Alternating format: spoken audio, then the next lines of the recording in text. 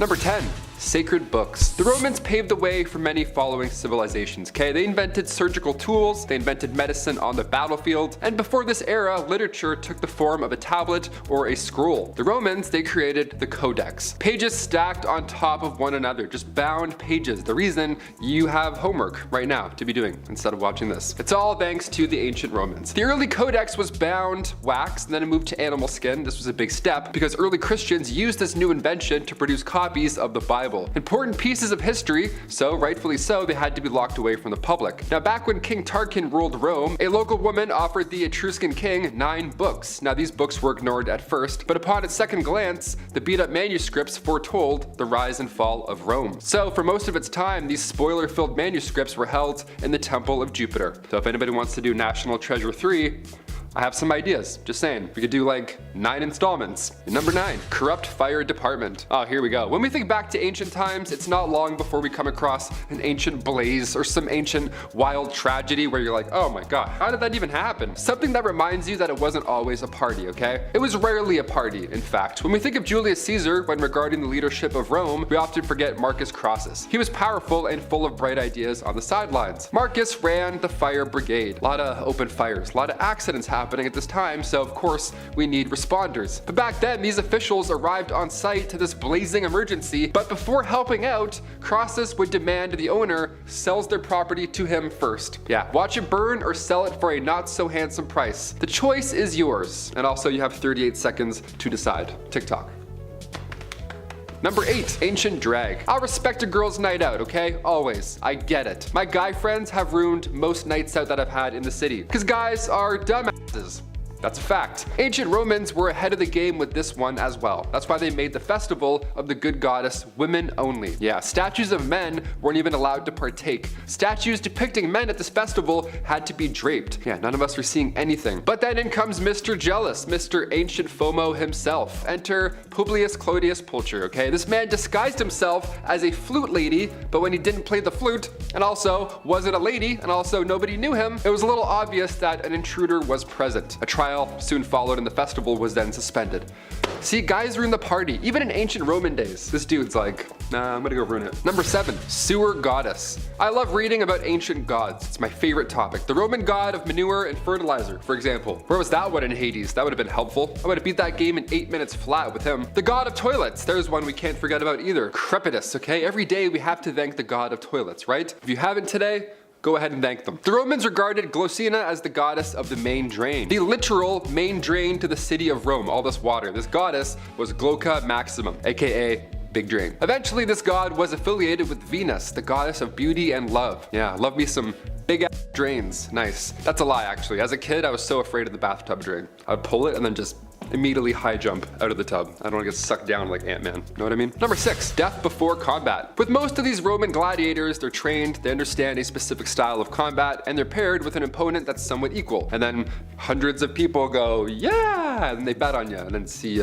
blood and stuff. It's horrible. But not all these gladiators are UFC fighters, okay? Not all of them are Kurt Russell and handsome. No, a great amount of these gladiators were criminals who were forced to fight each other in the name of entertainment, or they were slaves. Yeah, these prisoners of war were not really on board with fighting a lion with a dagger, believe it or not. They understood this was a one-way trip most likely, so many of them took their own lives before the combat even begun. This one story is quite haunting, but it makes total sense, sadly. 29 prisoners, they were all set to fight these crazy animal battles in front of thousands, but they all strangled each other. They all took each other's lives with their bare hands because that was easier to them than walking into this nightmare publicly. That's horrible. The reason this was the easier choice to make, sadly, was because saying no to the combat or to the games would just lead to an even more painful public execution. So it's a lose-lose, sadly. They sucked. Number 5, Roman numerals. Attack of the math. Look, I don't want to give the Romans too much credit, but gosh darn, I guess they did a lot. Sure, we don't use their numbers in regular life today, but they still appear in places once in a while. Like the Star Wars movies, they use them. They have titles and names, and sometimes just to confuse students when trying to tell time. Sometimes the clocks have Roman numerals on them for some reason. For once, that was something actually I didn't struggle with in school. Who would have thought? The Roman numeral system is based on certain letters representing ones and tens until it gets into larger denominations, and more letters get thrown in. Basically, anything from 1 to 1,000, you're good. You're doing great. After that, you're gonna need some more papyrus. I had enough trouble with algebra and adding some letters to my numbers in math class, but now my numbers are actually just letters? Whoa, I don't think so, cowboy. I didn't sign up for that. Nope. I'll be in drama class. Much easier. I'm not going to math class. I'm going to drama class. No. Number 4, the Julian calendar. Imagine being such a mighty and powerful leader that you get a calendar named after you.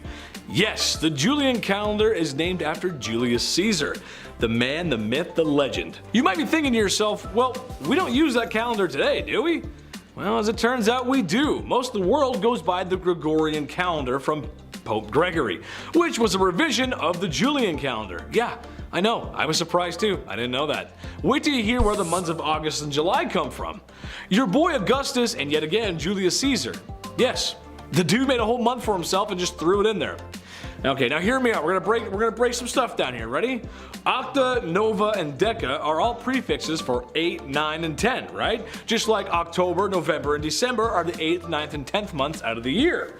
That makes sense.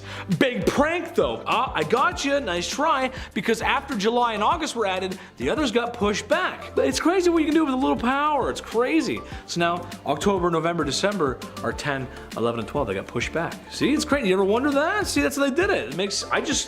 There's some people like, I actually didn't know that. I open up your mind, brother. That's what I do. That's what I do here. Number 3. The Empire business. I'm in the Empire business. Yes, all Walter White and Saul Goodman references aside, also good show, watch it. When one thinks of empires, the Romans just come to mind. Many have come and gone, and others have had bigger and lasted longer. However, none really had the influence and power of the mighty Roman Empire stretching all over the Mediterranean, Northern Africa, and even some parts of the Middle East. Senatus Populus Romanus. She was glorious. Unfortunately, this wouldn't last. Years of corruption and government, war, difficulty in controlling its empire from being too big, and just a lack of communication. It takes a long time to get messages around, and maybe the biggest religious reform led to the capital moving east, and the empire being split into east and west, and then those Byzantine guys showed up, and it got a little crazy. There's east and west, and then some Ottomans. Whoa, what happened? Yeah, it didn't last forever. Sucks. Number 2, concrete. There's something in that concrete, and this is related back to the arches I was talking about earlier. See? Told you we get there. Yep, told you. None of the gorgeous buildings Rome had ever constructed would be possible without use of their concrete. Using volcanic ash and lime mixed with a base aggregate made for a very tough and durable solid building material. You can even use this stuff underwater. Sounds like I'm giving you guys a sales pitch. It gets tougher as time goes on, and some Roman sites with buildings made of this miracle stuff have little to no wear on the material itself. That's pretty impressive. I spent countless hours awake in the late hours of the night watching dudes make Roman concrete. Am I a builder? No. Am I a tinkerer? No. Should I have been in bed? Yes. However you look at it, it's just cool stuff. There's some cool videos out there. It's really cool stuff. It lasts forever. Like the buildings are actually gone, but like the concrete itself, dude, you could use it again. It's insane. It's just, where did we go wrong? Number 1, entertainment, show business. After bread and wine comes entertainment. Okay, no, they didn't invent fun, because Romans probably had a different idea of fun than we do. All you have to do is look at the Colosseum and some of the other large sports event centers they built. Yeah, it wasn't just the Colosseum in Rome, but across the Roman Empire there was more. Why? Because they needed to be entertained. Gladiators, lions, fights, you know what was going on. There's always been actors, storytellers, but it was the Romans who made it theatrical. If you ask any acting teacher, that's what'll tell you what counts. The theatrics. Number 10, 3 fights and a funeral. This first point is still up for debate, as many historians are still trying to confirm how this whole gladiator thing started, but one possible launching point for these bloody Olympics was a blood rite at funerals. They served as a kind of violent eulogy, so instead of standing up in front of the mourning families and reading, I don't know, like a haiku or a poem, they fought out their feelings. Healthy. When esteemed aristocrats died, families would hold bouts between slaves beside the grave, like right there. Front row seat for the corpse. This was to demonstrate the virtues that were demonstrated by the dead in life. This presentation of blood in battle also could have stood in for human sacrifice. As you can guess, the tradition would gather quite the crowd and eventually evolved into the epic gladiator battles we know today. Julius Caesar, for instance, organized a massive gladiator fight between hundreds of warriors to honor the death of his father. By the end of the 1st century BC, the gladiator games were state funded and much, much larger. Number 9. No heckling. When the Colosseum was built in 80 AD, about 50 to 80,000 fans of Roman combat, they would pour in. The energy was high. This was their only source of entertainment, really. They weren't watching The Witcher Season 2 back then, so they had to do this. So some fans would get so into the action that they, of course, would heckle. Well, just like a comedy show, they too can hear you heckle. You're throwing off their entire performance, and that's a no-go. Today, a 21-year-old usher will politely ask you to keep it down, but in Roman Colosseum days, you don't get a warning. One of Rome's more violent emperors, Domitian, was pretty die-hard when it came to the Colosseum and the games. So much so that one day, a guy in the crowd heckled a gladiator, probably talked smack about his oiled up abs, or smile. That's always a fun one, we hear that a lot. So Domitian had him pulled from the audience to the center of the arena where a group of aggressive dogs finished him off. How terrifying is that? No heckling, ever, even now, stop. Hey Taylor! Yeah? Stop! Number 8, vegetarians. So believe it or not, the diet of a gladiator was largely vegetarian, though it wasn't really like they had any choice. It was expensive to keep these fearsome warriors, and meat wasn't always easy to come by, so they had to fill in the gap with other sources. Based on the excavation of 22 gladiators, their bones revealed that their typical food was wheat, barley, and beans. How they could tell this from their bones, no idea. Science, man. There was little sign of any meat or even dairy as well. However, they did drink another kind of mysterious substance. This study was carried out by the Medical University of Vienna in Austria and the University of Bern in Switzerland. And not only did it reveal the aforementioned vegetarian diets, it also showed evidence that they consumed a health-boosting tonic made out of plant ashes. It can be compared to the way we consume magnesium tablets or vitamin C. It was believed that it helped restore gladiators after a battle. Now obviously 22 is a pretty small sample size, but hey, that's still at least that percentage, so. Number 7, death before combat. With most of these Roman gladiators, they are trained, they understand a specific style of combat, and they're paired off with an opponent that's somewhat equal. But not all of these gladiators are UFC fighters. Not all of them are Russell Crowe, okay? A great amount of gladiators were criminals who were forced to fight each other in the name of entertainment. These prisoners of war were not really on board with fighting a lion with a dagger. They understood that this was probably a one-way trip, so many of them took their own lives before the combat even began. This one story is haunting, but it makes total sense. 29 prisoners were all set to fight these crazy animal battles in front of thousands, but they all ended up strangling each other. They took each other's lives because that was easier to them than walking into this nightmare. That's horrible. The reason this was an easier choice to make was because saying no would lead to an even more painful and still public execution. Number 6, aphrodisiac. The fanaticism around gladiator warriors was like the fanfare around the Beatles, the Stones, and Justin Bieber, like all around, all combined. You might even argue that they were some of the very first celebrities, and that was mostly due to their sex appeal. They were sex bombs. Ooh, beefy men. Yeah. Roman women believed that even their sweat was an aphrodisiac, like Old Spice deodorant. The gladiators won massive fame and even had their own action figures, as children would make their clay dolls emanating their favorites. Their image would be placed on walls in public spaces and even endorsed products. Women wore hair jewelry dipped in gladiator blood or mixed their sweat into hair cream or cosmetics. To have a dream about one was said to foretell a fortunate marriage. There was even graffiti in Pompeii that depicted one fighter who would catch women in his nets at night, like a sexy boogeyman. Ooh. I hope you're curious because the next is Trial of Curious. In 63 BCE, a trial took place in ancient Rome, which is still shrouded in mystery, even in its own time. And it serves as a reminder why the statute of limitations is in place, because Romans really charged a dude for a 37-year-old crime and perdilio, aka the super duper high treason. Saturnius works with Gaius Marius a lot. His support helps Marius in winning 7 consulships and securing land for veterans. Things go south though when Saturnius and another friend, Glaucia, are implied for 2 political slayings and put out a bill saying the lands they owned would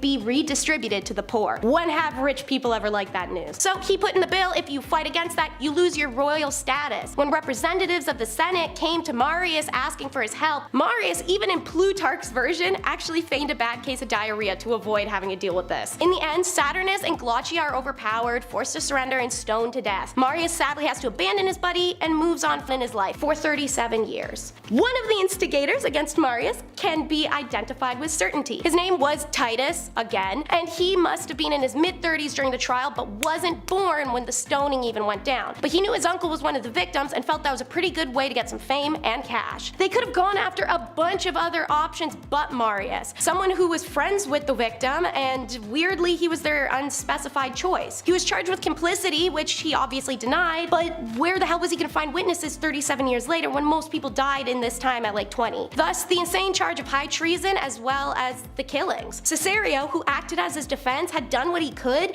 but he was no match for the bratty nepotism of Roman hierarchy, so Marius was crucified. Speak with your chest, baby girl, it's Marcia of Sentinum. There's lots of notable women lost to history thanks to sexism, but some remain on the blurred line. We know little about her. Her native city is an ancient Umbrian town, and her vague description is dark hair. The only Latin author that wrote of her is Valerius Maximus, and it's in his Memorable Deeds and Sayings text. He paid more attention to the action done by this woman because it isn't in compliance with the social and cultural values of ancient Rome. Masseria is one of those women who, as Valerius writes, were restrained from speaking in the forum and in the courts either by their sex or by the chastity of matronly dress. The men of Masseria's family were involved in the Great Umbrian Revolt of 90. For this reason, they couldn't defend her in court when she was put there in charges. We're not really sure what those charges are. According to the rules of all of ancient Rome, Masseria shouldn't have been able to defend herself, and she was a victim of circumstances, thus she was allowed to be able to. Valerius Maximus writes that because she had been accused, Masseria of Sentinum defended her own cause before a great crowd at the court-convened praetor Lucius Titus, and having used all the techniques and devices of defense not only accurately but also courageously, she was acquitted at the first hearing and almost unanimously. So because she was concealed by a manly spirit in the guise of a woman, they call her androgynous.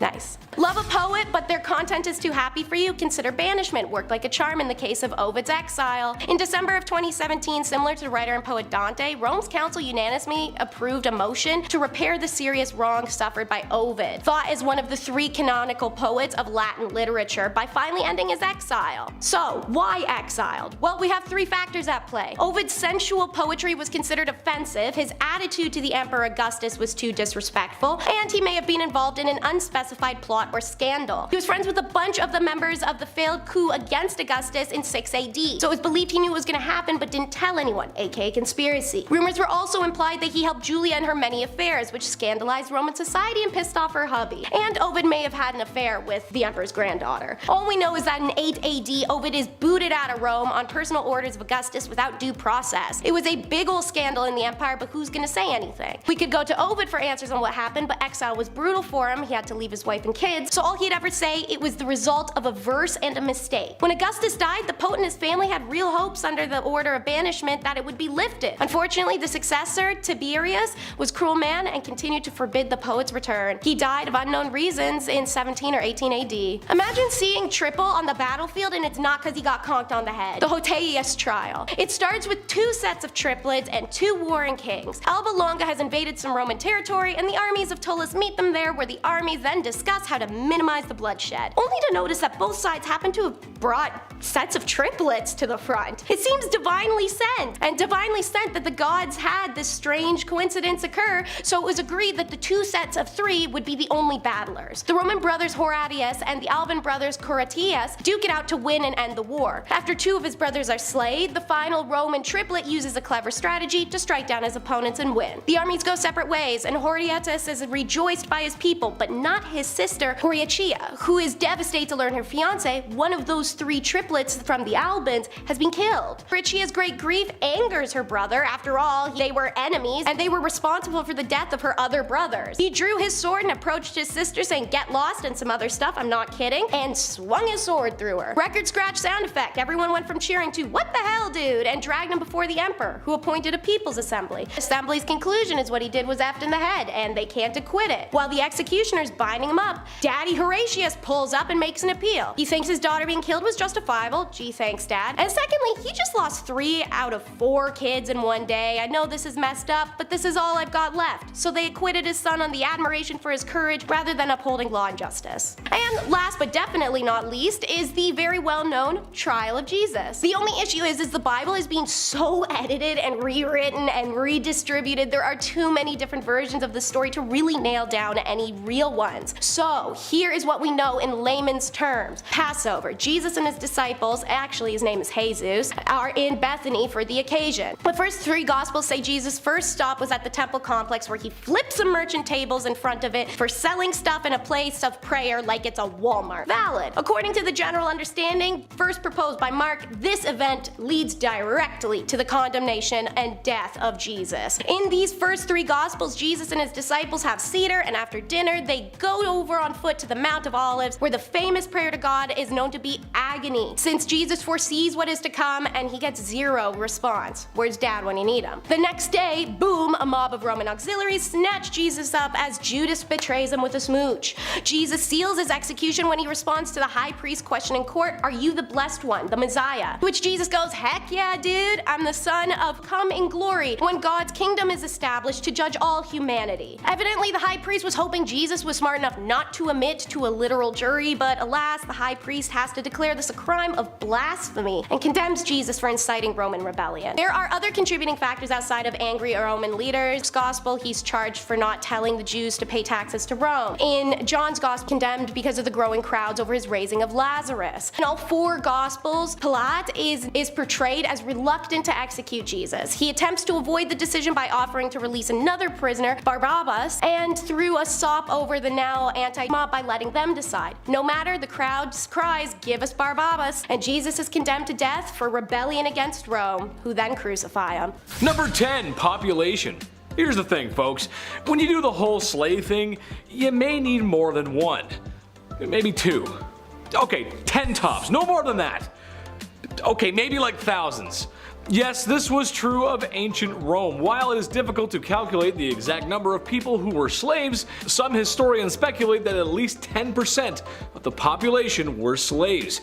And if that number doesn't feel right to you, it's because some say it could really be as high as 20%. That's a lot of folks. And honestly, if we're to study history and understand the mistakes of the past, well, having that many slaves means there's probably more people to join in the angry mob and the revolts, because you have slaves and people don't like that. Number 9, the act itself. I know I didn't have to tell you this, but I'm gonna tell you anyway. The act itself.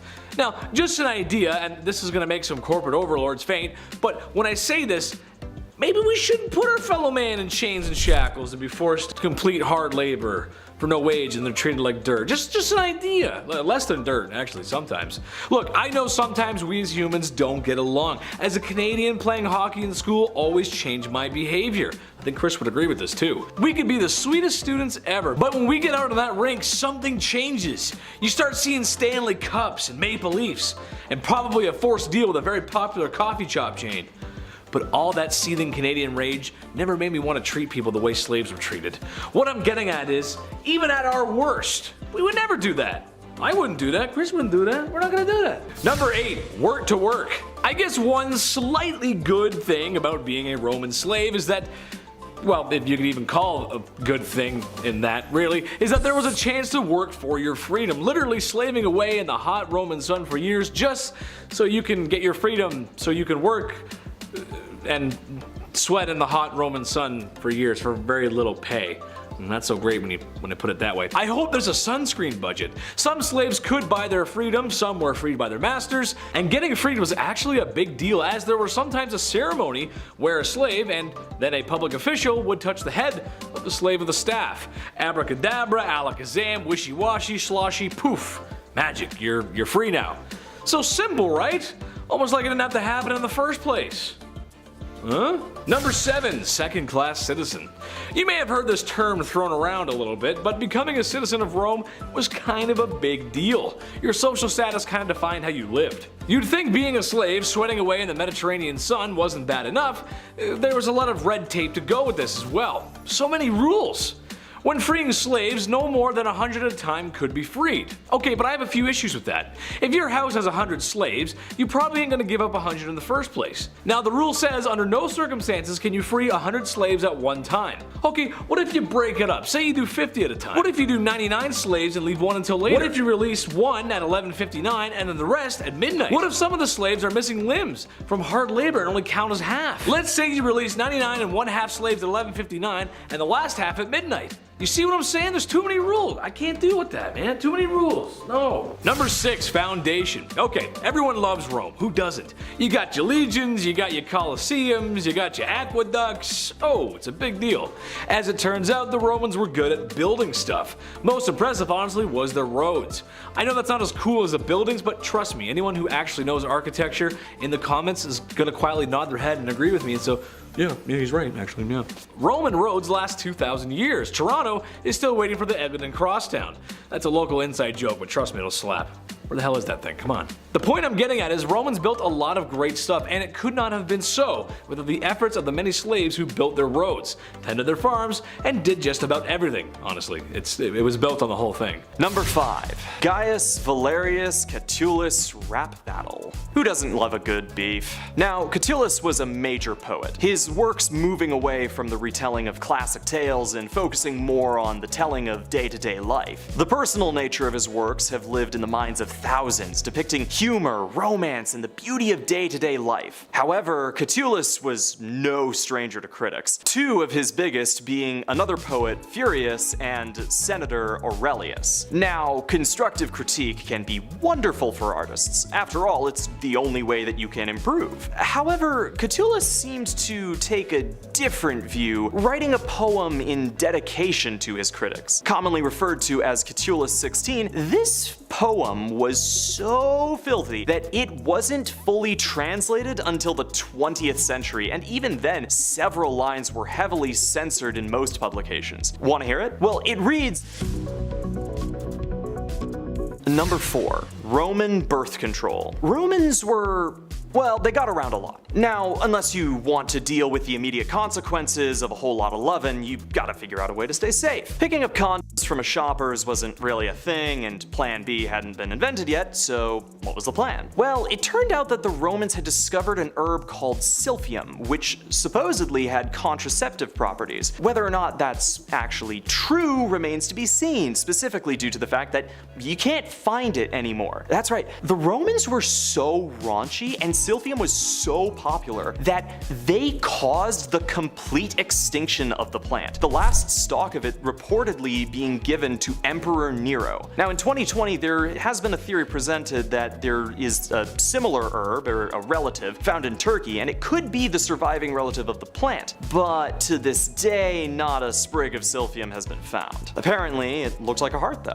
Aww, ecological devastation. Number 3. Roman baths. The terms made its way around. Roman baths are synonymous with the country and culture as a symbol of civilization. But you've listened to enough of this list so far, so you can probably figure out where this is going. See, while Romans were known for their hygiene, urine laundry aside, they were usually pretty nasty when it came to bath time. Soap wasn't really a thing, so the baths were basically just huge vats of oil that they just slather up all in there. Now these oils were perfumed, but they were also reused frequently and were washed off using a strigil, a sort of scraping tool, so you know, just spoon the dirt off. Ugh. Number 2. Cato the Younger. Alright. Here's a fun one. Marcus Porcius Cato, also known as Cato the Younger, was a Roman senator in the later years of Rome. A hugely influential man, his life was fraught with turmoil and strife. He was also a strong opposer of Julius Caesar's Hellenistic principles. Cato had no trouble joining the opposition on the brewing civil war. Now, during that civil war, Cato took command of a campaign in Utica, a tough campaign that he generally just planned to abandon alongside the Roman Empire. However, once they'd been defeated, Caesar moved to pardon Cato's family and allies. Convinced his end was drawing near, Cato took his life against his friends' and family's advice, stabbing himself in the abdomen. Now, some accounts claim that he actually drew out his own entrails from his body when the physicians attempted to heal him, ensuring that he wouldn't see Caesar's Rome. Maybe he knew that Caesar was planning to pardon him as well, which Cato would have considered the crueler punishment. Number 1. Caligula's horse.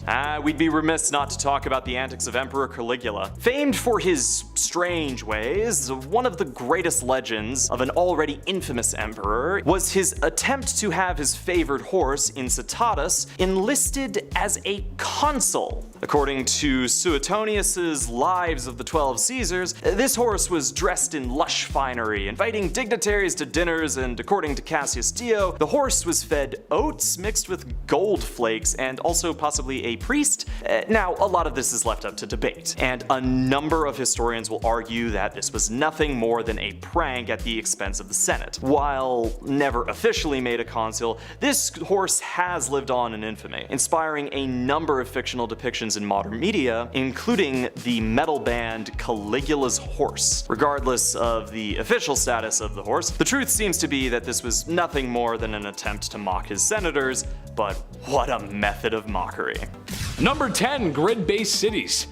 Next time you find yourself at 2nd Avenue and East 59th Street in New York and get into a car accident or are just enjoying the pleasures of Manhattan traffic, you can thank the Romans. Also, shout out to New York. Chetty loves you. What's going on, New York? How you doing? How you doing? No, how you doing? Yes, it was the Romans who began to develop cities and Rome into a grid-like pattern. In a time before roads full of cars, this makes sense. I mean, come on, how much space and traffic can horses and carriages take up? There are benefits to building your city in a grid pattern. It's walkable, easy to navigate, and you can size up the city pretty well. I play a lot of city builders. I like those games. Those games are fun. SimCity. Trust me, I would know. This is also true so long as your city isn't packed with skyscrapers and bumper to bumper in rideshare vehicles. You kind of lose the plot when you get to a big city like that, but they started it, they're the ones. Number 9, arches. For the dudes who like feet, this one is not for you. Ain't those kind of arches, dude, sorry. Today I'm talking about Roman arches. Someone somewhere in Rome discovered that the shape of an arch actually makes for a very effective building. I know, who would have thought? You can tell because as soon as they were discovered, they were popping up everywhere, like pimples on prom night. Simple geometry makes complex architecture. Arches can handle their loads, even if they are overbearing. And trust me, I've seen some overbearing loads in my lifetime. Where's an arch when you need one? The arch simply is a mainstay of Roman architecture and a small part of what made up of the magnificent constructions. I'll get more to that on later. You'll see. You'll see. Number 8, sewers and sanitation. Apart from sanitation, medicine, education, wine, public order, roads, and the fresh water system, and public health, what have the Romans ever done for us? Man, I love that quote. Both historical and comical. It's kind of like, I think that's why you guys like to watch me sometimes, right? We'll try it. We'll see. Best of both worlds. Well, it's true. The Romans understood how important sanitation was. While perhaps not the first invention of such, they are the inventors of the modern use of such. The Mediterranean is gorgeous, but after a diet of fish from the sea and pasta, well, you gotta go. One of the ways Romans did this was public bathrooms, except it's more like a room where you and the whole city just do what must be done in front of one another. There's no stalls, it's kind of just lined up. It's a little gross, a little bit. So yes, the sanitation was a great thing, but going together all at once? Well, I don't have to tell you how bad that was. Especially, public washrooms, how they can be bad. Especially with open stalls. That just can't, no good. Number 7, roads. All roads lead to Rome. This might sound very stupid, but to us, the Roman roads did change history. Given that there's still Roman roads out there right now that have survived 2,000 years of climate and use, it's pretty impressive. And then there's our modern roads that give in after a couple bad winters in your grandfather's boat of a Buick, creating potholes every time he brakes. The roads consisted of layers of rock and dirt that made for a sturdy road. Hundreds of civilians, horses, traders, carts traveling back and forth on Roman roads every day. Imagine how hard it would be to get to the next city over with no car and no road. That's some rough traveling. Too bad we couldn't have them back or build our roads today. I've got some denarius for the next Roman to build me a road, baby. Come on over, build us a road. Number 6, aqueducts. These are honestly amazing feats of engineering. Even today, it's a lot of bricks to lay down for a little bit of water. So the question is, you build a very busy city, probably the most impressive city and cities of the ancient era. You need 2 things for all those folks, water and food. Okay, well, we can do farms outside the city walls, no problem, but water, we need people to drink water, and those farms need water too. How do you get water to a busy city center? Aqueducts. Basically, a long bridge that connects freshwater springs to the fountains in the city, essentially running water. This, for the time, was very incredible. Hundreds if not thousands of years ahead of their time. To be able to walk into town and drink fresh water was a luxury, one that Rome might have taken for granted. Now every home has running water, and it's great and we all love it. You love tap water, I love tap water.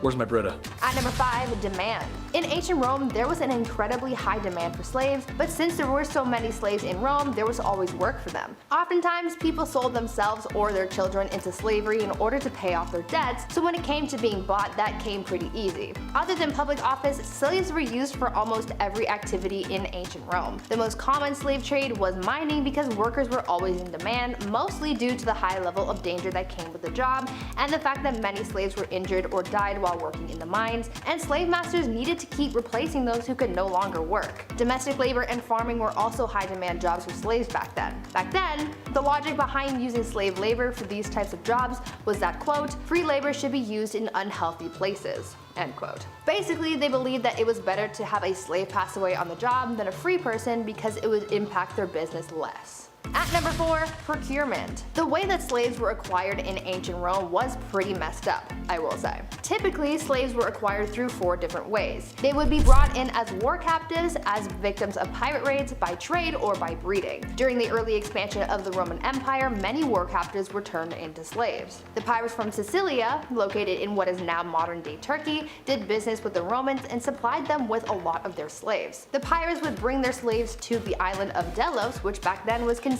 to be the international center of slave trading. The slave trade was such a big deal back then that it has been recorded that on at least one occasion, 10,000 people were traded as slaves and shipped back to Italy in one day. This was a big business opportunity for a lot of people, but of course no one ever considered the lives of the people they were buying and selling. At number 3, fugitives. As you can imagine, life as a slave in ancient Rome, or at any period of time, wasn't easy. Living conditions were poor, it was dangerous, and no one should ever be treated like that or used for free labor. Many slaves have been known to escape, and obviously the same went for those in ancient Rome. Slaves running away from their masters was a common thing back then, and to deal with it, slave owners would hire professional slave catchers to hunt down, capture, and return the escaped slave back to their owner. For slave owners who wanted to take matters into their own hands, they would advertise rewards for those who could return their slaves, or they would just try and locate their slave themselves. Some slave owners had ways of preventing their slaves from getting away, like using collars with instructions on where to return the escaped slave, much like a dog collar, which is just dehumanizing.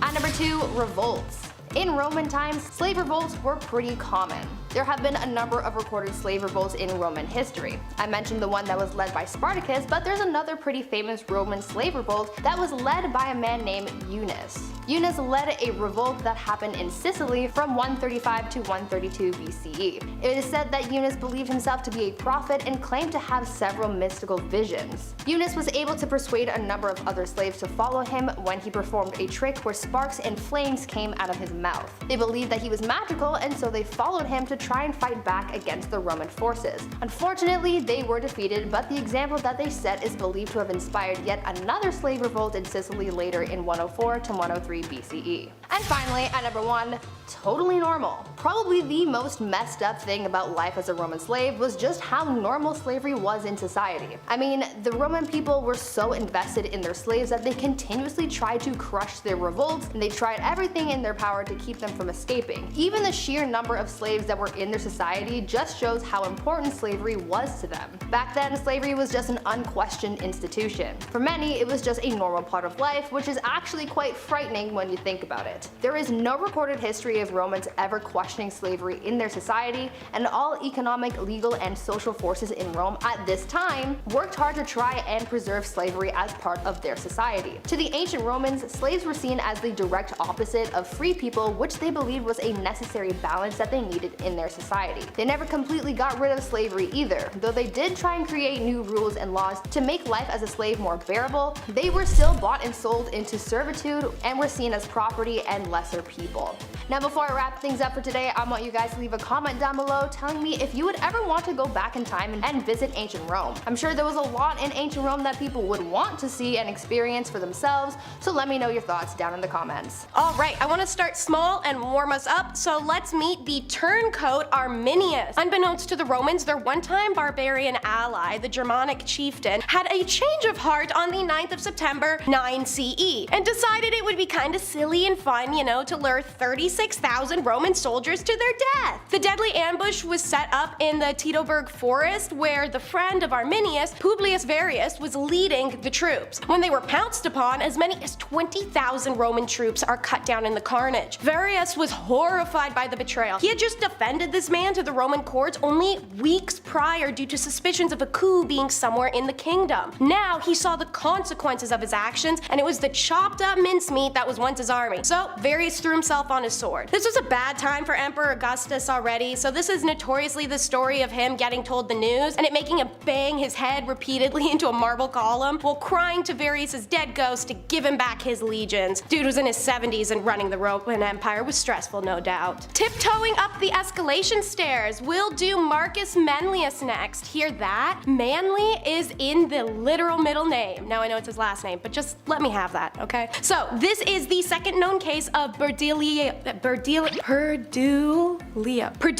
a type of top-notch extremist level betrayal charge, and it was a good old Marcus that was slapped with that title. Manlius was a celebrity as of like 390 or 387 BCE since he defended the Capitoline Hill against a band of Celts that had annihilated a Roman army and captured the city itself. A few years later, he became the champion of the common people because he was anti-debt and anti-debt bonded, which would definitely make the notables hate him, especially the Roman establishment. Manlius is seen as a threat and subsequently accused of aspiring a regnum. One of the traditions mentioned by Livius, he was condemned by the Duumviri and thrown from the Tarpinian Rock. This was a fat spit in the face to the former hero, seeing as the Tarpinian Rock is part of the Capitoline Hill, which Manlius had defended so courageously for the same twist of being tossed off of it. There's a lot of cool names on this list, but I'd say this one is pretty up there. It's Furius Proximius. According to Pliny the Elder, in ancient times, jealousy, bitterness, and disbelief towards other people were at 100% visibility if they achieved even bare minimum success. Gaius Furius Creminius, a farmer from Italy, is a literal court documented case of this. He was just really good at gardening and farming, just a total green thumb type, and he worked hard and he was organized. He had well-groomed animals and servants and was able to achieve really large crops, which the neighbors were jealous of, especially because he'd just moved in and they had the head start. How was he doing this? Well, if you got a small brain and no logic, you're gonna assume witchcraft. His neighbors gaggle together and sue him for magically poisoning their crops during the night. The Roman magistracy is then prosecuting him under the provision in the law of the 12 tables, which punished by death or the loss of citizenship if anyone is convicted of using magic to take away the fertility of someone else's soil. It is the only known trial where this law played a role. On the day of court, Creminius cruised in the city before the Curule Adil and peeved neighbors, loaded down with his farming tools in excellent condition and healthy, content, well-fed animals and servants. Since he was visibly just harder working, he just won, like that, and his neighbors learned something about the grass will always be greener on the other side. Let's meet the multi-charged Messalina, because she is the first recorded woman in the Julio-Claudian period of Rome to have multiple criminal charges. Because if we're being real, women usually get executed on their first criminal charge, so makes sense she's one of the only. Emperor Claudius's third wife, she had a keen understanding of power politics, and her means of exercising power in politics circles was through criminal law, and not even a little. Like by 689, she even had her own regular prosecutor, P. Silius Rufus, whose services she was widely known to have employed, aka Messalina's a Karen, and she's a true historical reminder why no matter how great a man Claudius was, especially in law and leadership, he had one weak spot. Absolutely bat-crap crazy women who would train wreck or bang just about anything. So let's run through some of Messalina's track record, shall we? So Messalina versus Julia Livilia in AD 41. Political accusations under the motive of Messalina's jealousy that secured the banishment and subsequent death of her husband's niece Julia, all because she didn't pay honor to Messalina or flatter her, and she was extremely beautiful. A year later, Messalina versus Appius Silenus, who is her literal stepdad, and it ends in his death. Why? Because she threw herself at him and he rejected her advances, so she told a soldier to tell Claudius that the soldier had a dream dreams Silenus would kill Claudius. Dreams come true, so Claudius had Silenus smoked. Year after that, it's versus canonious justice, because the prefect had witnessed Messalina forcing moral degradation by making women commit adultery in the imperial palace while husbands were present, an act of humiliation and shame for all victims involved. Prefect Catatonius was going to snitch to the emperor about his wife's wild hobbies, but before he could, she had him charged with an undocumented crime that had him put to death. Honestly, I could keep going with Messalina. She's got quite the rap sheet, but we got bigger and better to move on to. Like, next up is the rescue of Sextus. The Roman names, man, they really go hard. So, Sextus Roscius was a farmer. In 80 BC, his dad was killed in the streets of Rome with no witnesses. When Sextus is boo-hooing,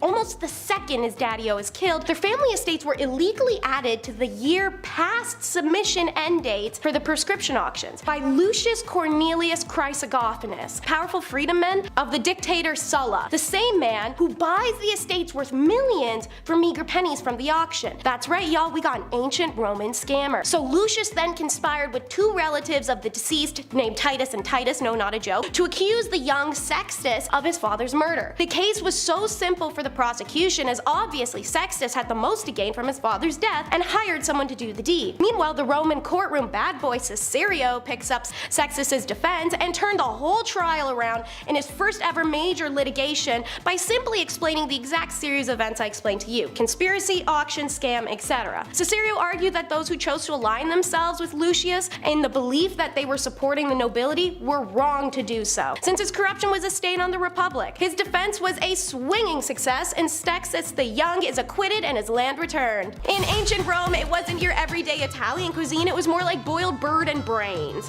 When one thinks of Italian food, we usually already aren't thinking correctly. Pizza was never made by them, the pasta most of us eat is totally incorrectly made, and we're drinking cappuccino wrong. But you definitely wouldn't guess things like fried dormice or flamingo, peacock, and nightingale tongues, lamb brain, sow's womb, and more. For flamingo and parrot in foniocotero, a dish I can't pronounce, you would scald the flamingo, wash it and dress it, put it in a pot, add water, salt, dill, and a little vinegar to be parboiled. Finish cooking with a bunch of leeks and coriander and add some reduced must to give it color. No idea what that is. In the mortar, crush pepper, cumin, coriander, laser root, mint, rue, moisten with vinegar, add date, and the fond of braised bird. Thicken, strain over, and cover the bird with the sauce and serve. Parrot is prepared in the same manner. Anything toddlers or grown North Americans would dislike from an animal was the favorite of the Romans. Many ancient Roman dishes are now famous in other countries, such as haggis, the national dish of Scotland, and foie gras, which the French have perfected. That's because the Roman Empire was vast, and when they conquered other countries, they brought snack. Fun fact, if you had dinner and were an invited guest and brought along somebody who wasn't necessarily invited, this person was called a shadow or a parasite and would sit at your foot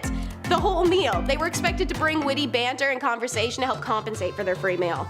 On the topic of weird eats, how about a celebrity diet? Gladiators, godly men of battle arena who were revered in the heat and ignored in the streets. But no matter how lowly the status, something about that battler's blood was desirable. Several Roman authors report people gathering the blood of dead gladiators and selling it as medicine. Strangely, some Roman physicians actually report that this treatment worked. They claim to have seen people who drank human blood recover from their epileptic fits, and that was just the civilized approach. Others would pull out the gladiators' livers and eat them raw right there in the arena after he dropped. When gladiator combat was outlawed in 400 AD, people kept the treatment going by drinking the blood of decapitated prisoners. So while the gladiators who lost became medicine for epileptics, the winners became aphrodisiac. In Roman times, soap was hard to come by, so athletes cleaned themselves by covering their bodies in oil and scraping the dead skin cells off with a tool called strigil. I'll teach you more about that. Usually the dead skin cells were just discarded, but not if you're a gladiator. Their skin and sweat scrapings were often put in a bottle and sold. Often this was worked into facial creams that women would then rub all over themselves, hoping the dead skin cells of a gladiator would make them irresistible to men. And there's no way I wasn't going to talk about it on its own, scraping off the layers. The grooming habits of ancient Romans were a strange mix of activities that we might recognize from our modern lives, and routines that are completely foreign to us. For example, this tool called a strigil, which resembles more of a horse's hoof,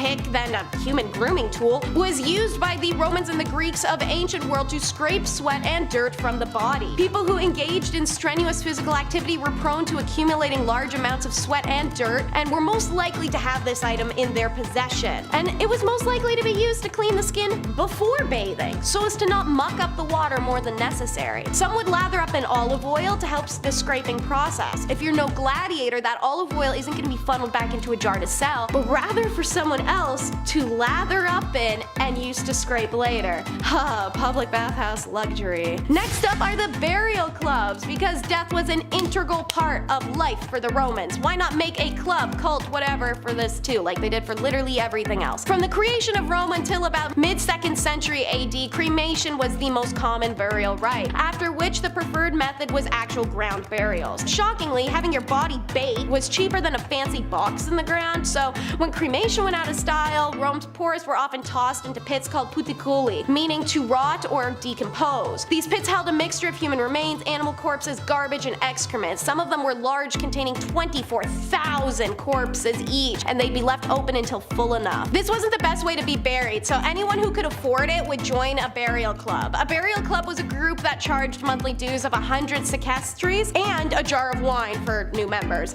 And when one of the members died, you would all pool the club's money together to bury that member. Some of these clubs had mixed membership of serfs, unfreed, and freed people. If someone took their own life, however, it was considered a forfeit right to a funeral. In addition to burying any dead members, the other main activity of the club was to hold a series of feasts every other month to honor their dead. Some of the dues were used to fund those feasts, and each one, several members, were responsible for providing a certain minimum amount of food for the sad potluck. Imagine that. Thea, I know you're still mourning Patroclus, but don't forget it's your week to bring in potluck figs and olive salad. Seriously.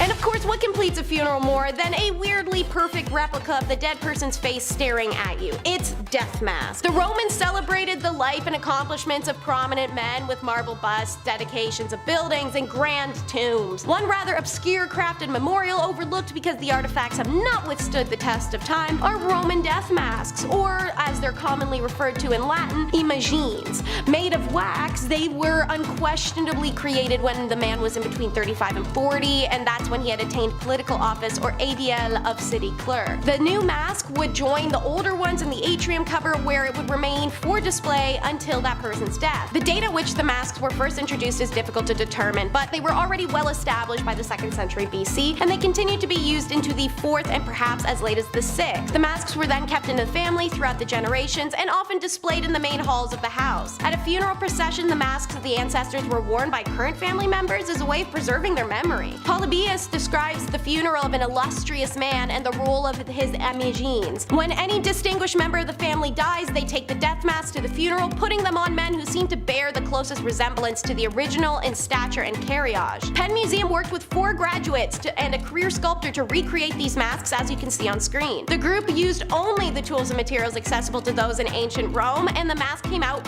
really well. So quite literally, like the opening scene in the campy Paris 2004's House of Wax, the Romans were making wax faces. Number 10. Roman laundry detergent. So my washing machine broke this past week, which was a pain in the neck. Worst thing about it was that it broke in the middle of a load, so I had to wash the rest by hand, which made me glad we have washing machines at all. However, the Romans were a little more simplistic with their methods of cleansing the cloth. Apparently, vessels were set out in the streets of Rome for anyone to just walk up to and relieve themselves into, and once full, they'd be taken down to the local laundromat. From there, workers would mix the vats with water and pour the combo onto their patrons' clothes, proceeding to stamp the clothes until clean? Yeah, sure, clean.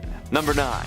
The fall of Drusus. In the case of historical poisonings, it's hard to determine whether or not they were actually poisoned or just died from being old. It's usually that they're old. But in the case of Drusus, the evidence was a little bit more clear. See, Drusus Julius Caesar was set to be the heir to Tiberius due to familial relations. His buddy Sejanus would have normally been the one to get the title, but blood is thicker than water. As a result, Sejanus tried to marry his daughter to Drusus' son, but that fell through. Sejanus was still determined to become the heir to Tiberius by whatever means necessary. This led to the two infighting frequently, and Sejanus eventually managed to seduce Drusus's wife, Livilla, who aided him in poisoning her husband, slowly killing him in a way that appeared to be natural, and he got away with it. Sejanus continued to rise to power until his sudden and brutal execution, which was later revealed to be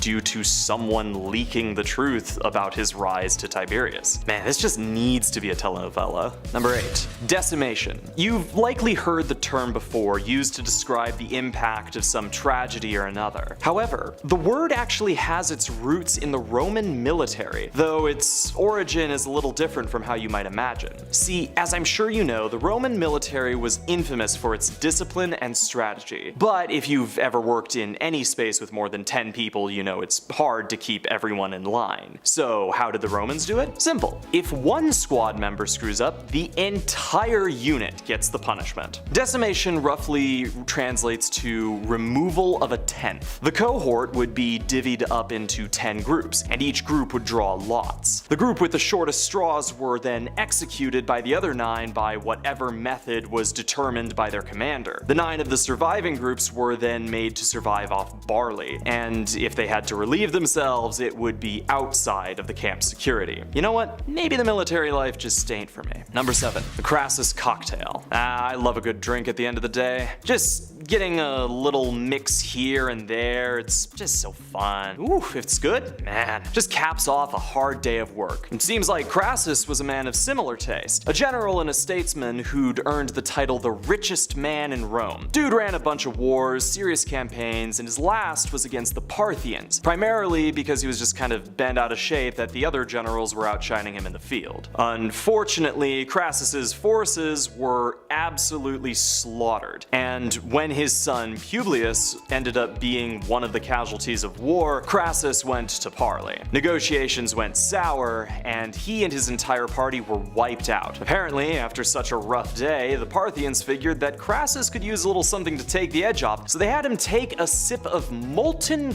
gold. Fun fact, the melting point of gold is about 1064 degrees Celsius. Yeah, that'll have a kick. Number 6. The fall of Emperor Valerian. One of the later emperors of Rome, Valerian rose to power simply and ruled simply. Went to war a few times, killed a bunch of Christians, got beat up by Goths, basic Roman stuff. So when Valerian was captured by Cameo of Shapur I, it boggles the mind why they went as far as they did in making sure that this dude wasn't just defeated, they made sure his entire genetic code wouldn't survive the humiliation he received. First on the menu was for the Shapur to use him as a footstool while mounting their horses. He was then given the Crassus special, a big old bowl of molten gold right down the gullet, which may or may not have happened while he was simultaneously being alive. His skin was then allegedly stuffed with straw and dyed, hung in the Persian temple for all to see. Seriously, the dude just didn't like Christians. Chill. Number 5. Bathroom hangouts. Bathroom lighting is key when you go out. Those 1 a.m. selfies never looked or felt so good. Ancient Roman times, hanging out in the bathroom with your friends was quite common, but they didn't have any neon lights or quotes and selfies. It was just a lot of bricks. Oh, and also, it smelled really bad. They didn't have the Charmin Ultra less is more lifestyle. They had to use sticks with sponges to wipe. And yeah, of course, they also had to share. Socializing in these ancient toilets was like socializing at a Starbucks. It was normal. You would spend hours here and you got done, literally. Groups of Romans would discuss business, politics, military strategies, all the while a dude's in the corner just like going to the bathroom. Romans believed the goddess Cloacina was the guardian of the toilet drain system. Cloaca Maxima translates to big drain. I guess when you invent the flushing toilet, you can call them whatever you want. Just don't call any meetings there, perhaps. Might be a good start. Number 4. No soap. Sometimes you're in a rush, it happens. You don't have time to shower, so you do the classic spray yourself with cologne and then hope that you fool the world. It's a smart move, but the ancient Romans were way ahead of you. While they didn't clean their clothes with laundry detergent, it's not shocking to hear that they also didn't use soap to wash their bodies.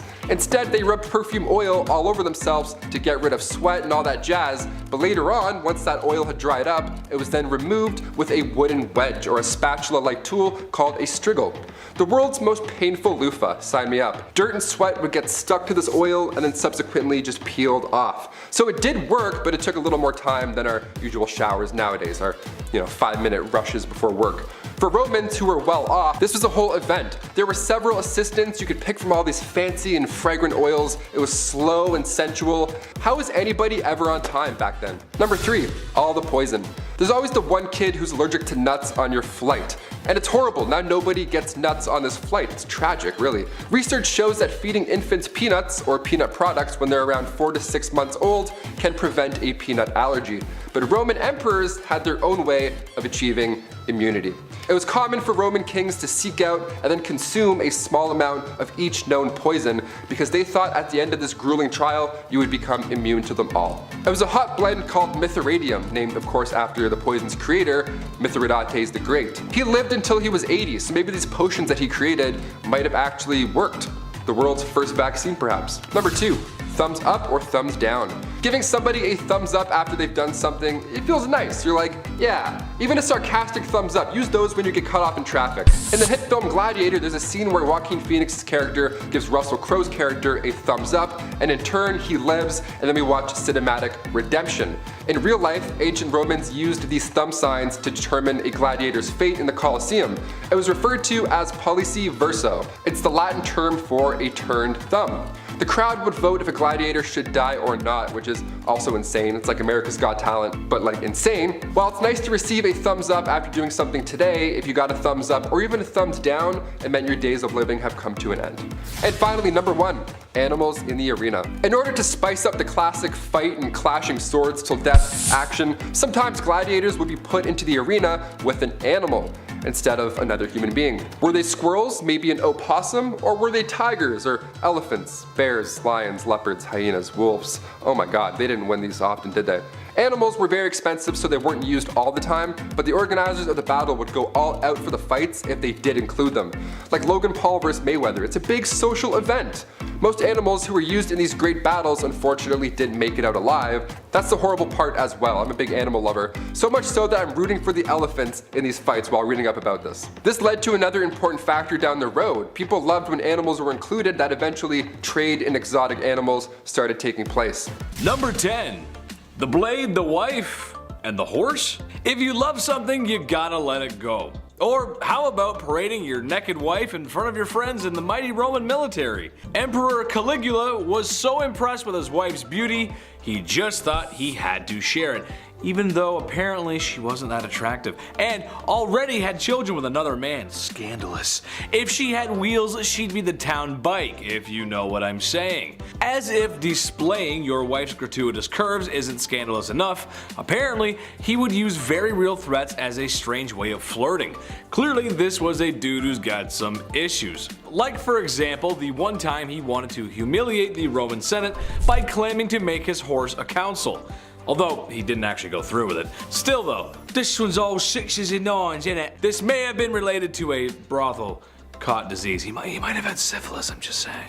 Number 9, no grain. Maximinus Thrax was like most Roman emperors. Seized power when he wanted, seized land when he wanted, pretty much did whatever he wanted. Strangely enough, however, he cut subsidies for grain. This was one of the many tactics to help up cover for increased taxes. Taxes that were imposed because he had doubled the pay of the military during constant military action. That's a lot of coins needed. Eventually the people had had enough. And ironically, his own guards poked him with spears until he couldn't be poked anymore.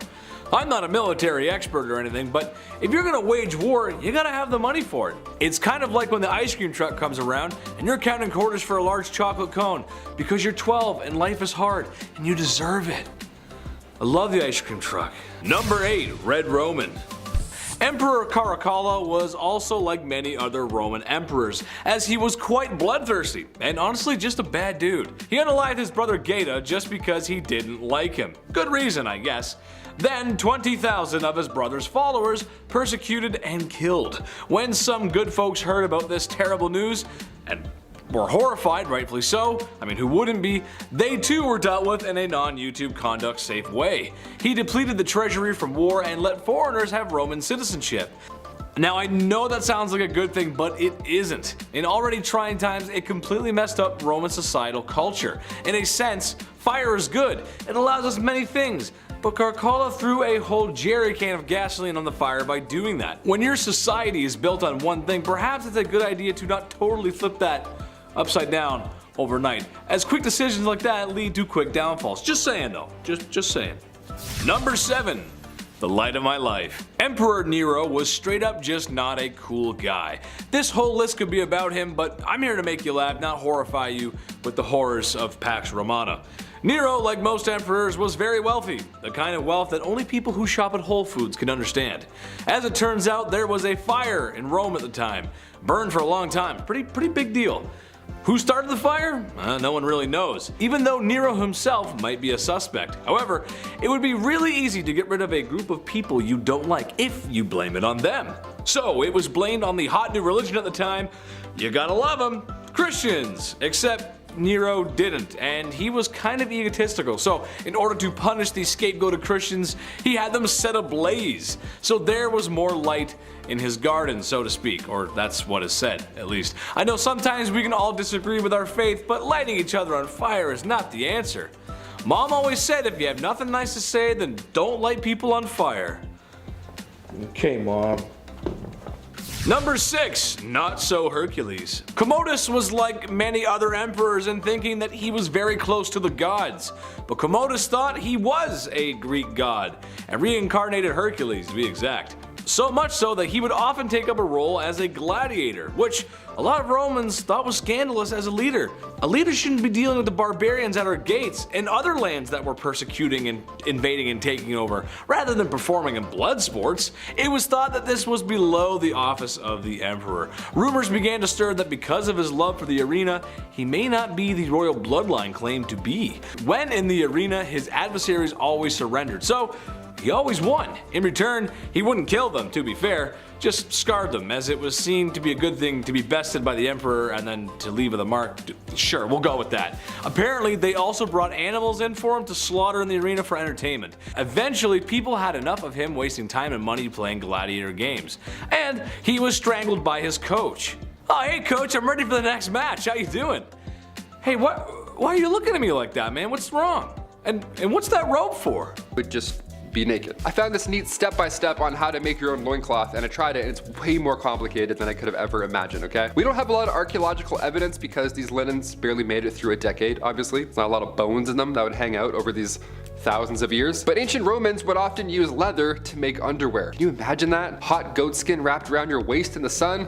Oh, I need baby powder just thinking about it right now. We still use leather today when it comes to undergarments and, you know, zippers and stuff, but that's for another video. We'll get to that another time. Number 4, cesspools. Hey, here's a note. If you're gonna make a massive castle, you need to know where not to build certain rooms, in case you're building a castle. Anyone watching? Like say over a cesspool, as an example. Yeah, don't build anything heavy over here, or else let's talk about it. Cesspools were often placed under floors, which makes sense because, you know, gravity and life and stuff. But you need to make sure those floors are supportive enough, period. That's it. Or else, this will happen. Back in 1183, the emperor of the Holy Roman Empire had a dinner in the palace of Erfurt. But in the main floor of the main hall broke open, resulting in a bunch of dinner guests falling through said floor, with even a few drowning again in said cesspool. Yeah, it's a horrible way to go. And then again, in 1326 in England, Richard the Raker had just sat down. The guy hasn't even started his meal yet, and then again the floor beneath him broke and he fell through and drowned in a cesspool. That's like the worst way to drown too. I'd say chamber pots were safer, but when it comes to waste, out of sight, out of mind. Sadly, just get that shit away from me. Just downhill,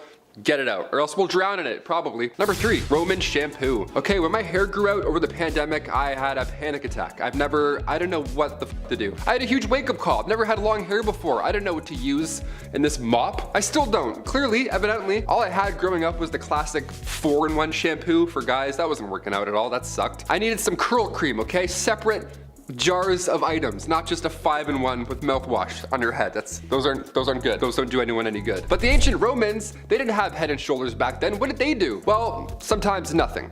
They would dip their hair in cold water, and at public bathhouses also, very public, then they would rub and scrape away oils. Lime water was also used to wash your hair, but that was just as useful as lime wire. Sometimes Europeans wouldn't even use water at all to clean their head. They would rub their head with bran, like just a loose bran, before bed, and then they'd brush it out with a comb in the morning. Yeah, bran. I used dog shampoo once by accident. I thought that was bad. Bran?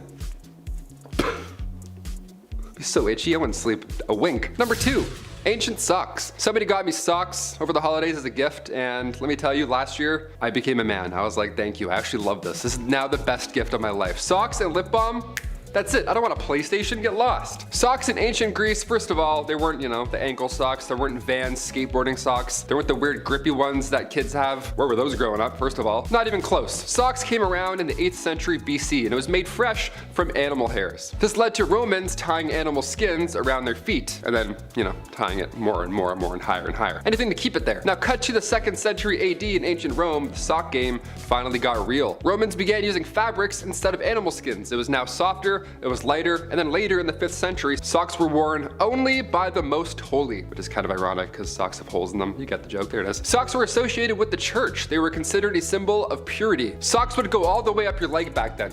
Like I said, a little different than the New Balance ankle socks we got today. A little less holy. Finally, number 1, public bathhouse. This last one, okay, we haven't moved on from this at all. That's why I wanted to finish this list. Nice little fresh, fun reminder from Taylor McWaters. Here we go. We still bathe together, a lot. We go to water parks and we swim around in pools filled with pee. Ancient Roman bathhouses were the older, slightly yuckier versions of water parks. They would literally spread intestinal parasites. They were actually way worse. In these massive rooms with giant pools just lie disease, nude, there were dicks, and everyone was sweaty, and it was all tight, and there was no filtration system. It was like an indoor hot tub without the pumps or the salts. It was gross. The Romans were literally figuring out sewage systems at the same time, which I of course mentioned earlier, but they were also the first to create heated public baths. Yeah, my above ground pool wasn't heated, but the ancient Romans, they had heated pools.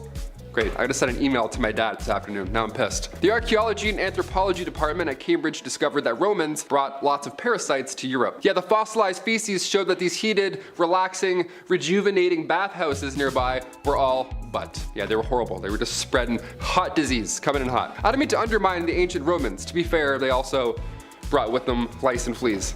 Ayo, this one for the road. Number 10. We're making a video about mysteries from ancient Rome, and you think I'm not gonna talk about Pompey's own Villa of Mysteries? You balking, mate, you balking! The Villa of Mysteries was discovered back in 1909 after being buried at Pompeii. One of the more mysterious finds was a wall fresco that depicts what could be a play or wedding, or maybe an initiation ceremony to an ancient Roman cult known as the Cult of Dionysus. We don't really know anything about what this cult actually did. They were obviously very good at keeping things under wraps. What happens in the cult stays in the cult. Or however that saying goes, I don't really remember. No one was allowed to know what happened in their initiation, rituals, or really anything. I mean, they weren't even allowed to write it down. But if that was the case, why was someone allowed to paint it on a wall? Make it make sense, bro. Make it make sense. Number 9, family traits. I think this one is kind of really interesting. There is a village in western China where the people who all live here, meaning their families are all historically from here, have blue eyes and blonde hair. While not exactly uncommon, I guess, the sheer amount of people specifically from here that have these particular traits that are different from the black hair and dark eye color of most people in China suggests that everyone who is native to this area may actually be descended from an ancient Roman legion. I have the blood of a legionnaire flowing through these veins! That'd be so cool. In 53 BC, Marcus Crassus lost pretty badly in a fight in what is modern-day Afghanistan. It's believed that the Roman soldiers that survived traveled as mercenaries, just trying to make a few bucks. and they apparently wandered as far as this village in western China. DNA tests on the villagers of this area actually do show that they are 50% Caucasian, which is super interesting, but we don't know for sure if it was these traveling for sale legionnaires that were the cause. And maybe I'm just a silly goose, but I don't even know how we would be able to find that out with some kind of archaeological evidence. Number 8. Misleading. In 2010, we discovered a coffin in the city of Gabi. A coffin made of lead. It was also, interestingly enough, in the shape of a burrito, giving it the nickname Lead Burrito. You won't be seeing me going into Chipotle to ask for that one. Yes, I'll take one lead burrito, extra deceased Roman inside, please and thank you. No. The University of Michigan, the ones who led the expedition that found the coffin, said that lead coffins like this are extremely rare. But on top of that, this one specifically is incredibly heavy, like 1,000 pounds, letting us know exactly how expensive it must have been. The mysterious part comes to play when we realize we have absolutely no clue whatsoever who the adult man inside this coffin is. We know he was around at the time of Nero, but there is no evidence inside this burrito about the life this man lived. No extra toppings in this burrito, just lead and meat. Yum. Number 7. The 9th Legion. In ancient Rome, there was a legion that was known to be the best of the best the Romans had to offer. It was known as the 9th Legion. Being the best of the best came with being put into the harshest of areas to fix Rome's problems. So these boys in red were sent to England past Hadrian's Wall, where they would fight against the Picts. But then, they were just never heard from again, ever. Now, the obvious answer here is that they got absolutely demolished by the Picts. The last thing we heard was from the year 108, and we know that the Legion had a pretty brutal surprise attack in Caledonia due to some Roman guards falling asleep on the job, which doesn't really seem like best of the best behavior now, does it? What makes this whole thing really weird is that in 121, there are some bricks that have the seal of the 9th Legion on them, which is about 13 years after their last mention. And on top of that, there is an officer from that legion who shows up as the governor of Arabia in 142. I think these could have just been survivors who were taken out of England after the best of the best went bust. But who knows? Not me. Number 6. Locusta the Poisoner. Nero, Nero, Nero, you little rascal you. Emperor Nero was known as one of the worst, and he was also known for having a few people, be lifed. What better way to do that than with poison? The chemist Locusta was the one who became his poison expert, but she's also kind of unfairly known as the world's first serial de-lifer because of that. Kind of unfairly because it could be completely true. We just have no idea. We know from historians at the time that Nero and even his mother liked Locusta so much that he actually helped set her up with a school dedicated to creating new poisons and all kinds of research surrounding poison. But we don't actually have any of that research. There is no proof of any of it. But she was executed by the guy who took on Nero's job after he was gone, and I can't help but think there is a decent reason for that. Maybe because of all the people she poisoned and helped poison? We will never know. Probably. I mean, we could. I don't know. Number 5. Blindfolded. Remember that last scene in the movie Dodgeball when Vince Vaughn blindfolds himself and then still wins somehow? What a moment in time. There were no dry eyes in the entire theater. But what if I told you gladiators would also pull this trick off? Yeah, in order to get crowds to return to these massive death events, they would need to change the formula up from time to time. Sometimes they would have cheap beer nights, which helped, but a new idea that worked was referred to as andabata, where gladiators wore blindfolds during combat. They would also leave the armor inside, yeah, sometimes just battling in sandals and cloth. And you thought Marco Polo made you anxious? They would save these events for the more brutal criminals, so people weren't just forced to, wrap up their eyes and shake their legs into an arena. It was, they were bad, so it's kind of like, it was fine, I guess. Number 4. Women fought as gladiators. This was news to me. I wouldn't do it because tiny. As we might have already established, gladiators were usually built from slaves, warriors, and sometimes even volunteers. Good for you. And apparently women were not exempt from that. Female slaves were quite frequently condemned to face their fate in the arena, though some volunteered because, there were Xena warriors. Some of the time it was as genuine contenders, while some were sent simply for the entertainment or embarrassment. Emperor Domitian, for example, loved to pit women against people with dwarfism because he thought it was funny. Neither the women or the little people were taken seriously, as few appeared to have proven themselves in combat. However, some still did, rest assured. The timeline as to when they started doing this is unclear, but there are records of at least 2 women referred to as Amazon and Achillea. Epic names, right? Whoa. They are depicted on a marble relief dating back to the 2nd century AD, and it says that they fought in an honorable draw. Women also joined in the animal hunts, but by 200 AD their participation ended when Emperor Septimus Severus banned them in the games. Damn you, Severus Snape! Number 3, nets for weapons. When you're walking into that arena, you're eyeing down this 8'6" beast in front of you. He has like 12 abs. It doesn't look good. His name's Gore or something terrifying. You're gonna want a Nerf bat or 2. You're gonna want a weapon. Now, weapons in the Colosseum were a necessity, of course, but can you believe some gladiators would use nets to fight? Nets.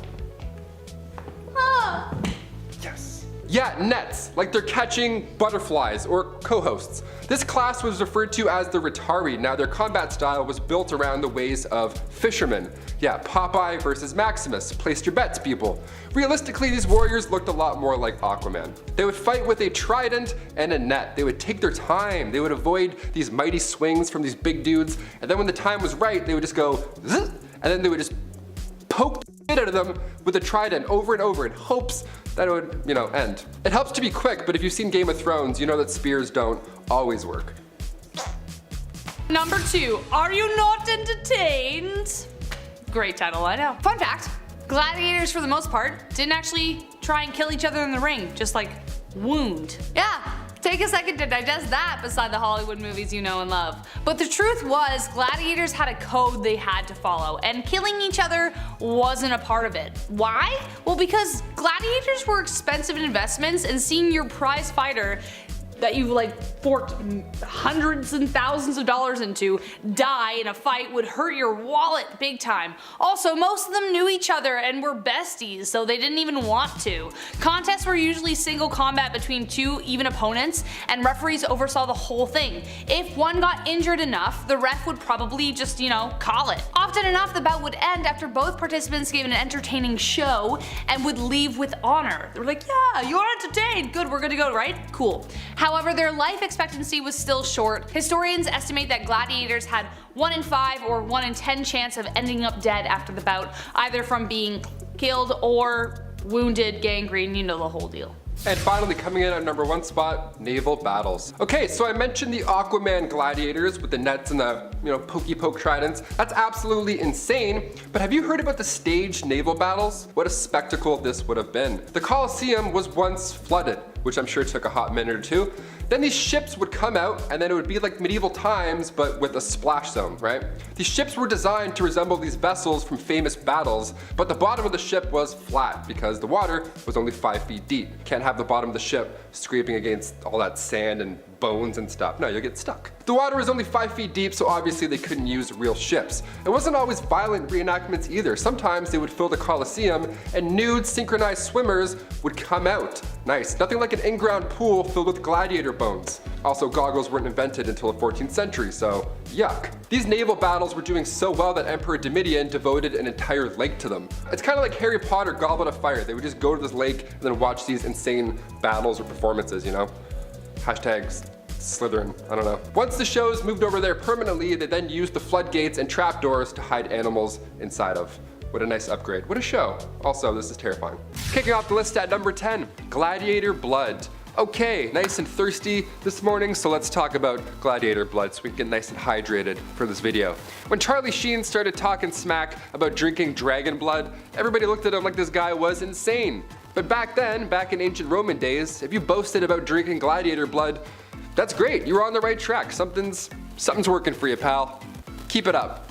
Ancient Romans believed that gladiators had the literal heart of a lion, and to be fair, they were in immaculate shape and they looked like lions with their glorious hair. I'm attracted to Romans, most of them. So the thought process here, being extremely superstitious, was that if you drank said gladiator blood, whatever disease you had would soon be cured. Yes, the strong heart of a lion blood. Yeah, if you have some epilepsy, Roman physicians would tell you to drink some blood, like you're a vampire. Yeah, here you go. Here you go, Edward. Enjoy. Hope you feel better. Number 9, urine trouble. Recently, we did a list on dark medical practices used in history, and in that list, we mentioned briefly about how urine was used by ancient Romans to whiten their smile. Yeah, fresh breath, not guaranteed, actually, this time at all. It's really not. It's the opposite, in fact. Well, to dive deeper into this gross, disgusting fact, ancient Romans also used urine to wash their clothes. Yep. That's so gross. I was like, I hope no one peeing on them. Here we go. After they were done washing up, they would mask the smell, or at least try to, with leaves. Yeah, they would use bay leaves. Yeah, they didn't use soap because, well, the amount of ammonia in urine did the trick, so there was no need at that point. Yeah. Lye was also used to clean clothes at this time, but it was too pricey. So plan B was to head down to the, washrooms, the old ancient laundromat.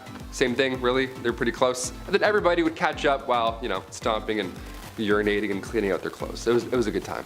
Number 8, new hair, new me. As soon as I cut my hair, I'm not gonna lie, I felt great. There's less weight on the neck, I could be more free in my silly movements when I do these lists. Glowing up these days is easier than ever. The tutorials on YouTube as well, you can learn how to do your brows while hearing true crime. It's amazing what we have nowadays. The Romans, not that easy. They had to do a little more work back then. If you were an ancient Roman and you wanted to show off the new you to your ex, maybe you're at a vomitorium party and you see your ex maybe perhaps, how would you dye your hair? How would you get their attention? How do you show Romulus that blondes do in fact do it better, right? Romans would have to use goat fat and beechwood ashes to bring out those highlights, yeah. Maybe it's goat fat, maybe it's Maybelline, maybe it's disgusting.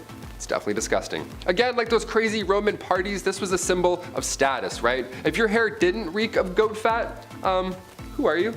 You're not on the list, honey. Goat fat or bust. I don't speak broke. See ya. Emperor Claudius, his third wife, Valeria, apparently she once dyed her hair blonde and painted her entire body gold, and then had a contest to see who could hook up with the most Romans in one night. Yeah, Bachelor in Paradise, Pompeii edition. Tune in, tonight at 8. Number 7, party hard. The term boot and rally was added to the Urban Dictionary back in 2002, pretty recent. But Romans, they were doing that a long time ago. They were riding that wave out a long time ago. They were ahead of the game. They knew how to get down. All those ancient parties, well, rather, they knew how to get it back up. Ancient Romans would often make themselves throw up in order to continue eating and drinking because it was a social status. Yeah, what would normally be a red flag at a house party was a sign of respect back then. But it was business. These parties were literally business meetings. These long, exhausting banquets, attending these was a sign of social standing. So you wanted to be around the longest. You wanted to drink the most. You wanted to dance the most. And you wanted to, ideally, puke the most. Those are the coolest Romans in town, right? You ever see a Roman gagging? He's getting some stuff done in the city. He's like, oh, excuse me. The solution back then was to throw it up and then continue. So you can, excuse yourself from dinner, go to the vomitorium, right across from the dining room. How convenient. Must be a nice breeze rolling through there, I'm sure. But then you would go to this room, grab a feather, and then tickle, thy throat, and then make room for even more lobster. Yeah, they have a thing that holds feathers. So you just go in and go, oh, a blue one. And then you shove it down your mouth, and then put it back in. After you dry it off first, you gotta put it back in. Number 6, bathroom hangouts.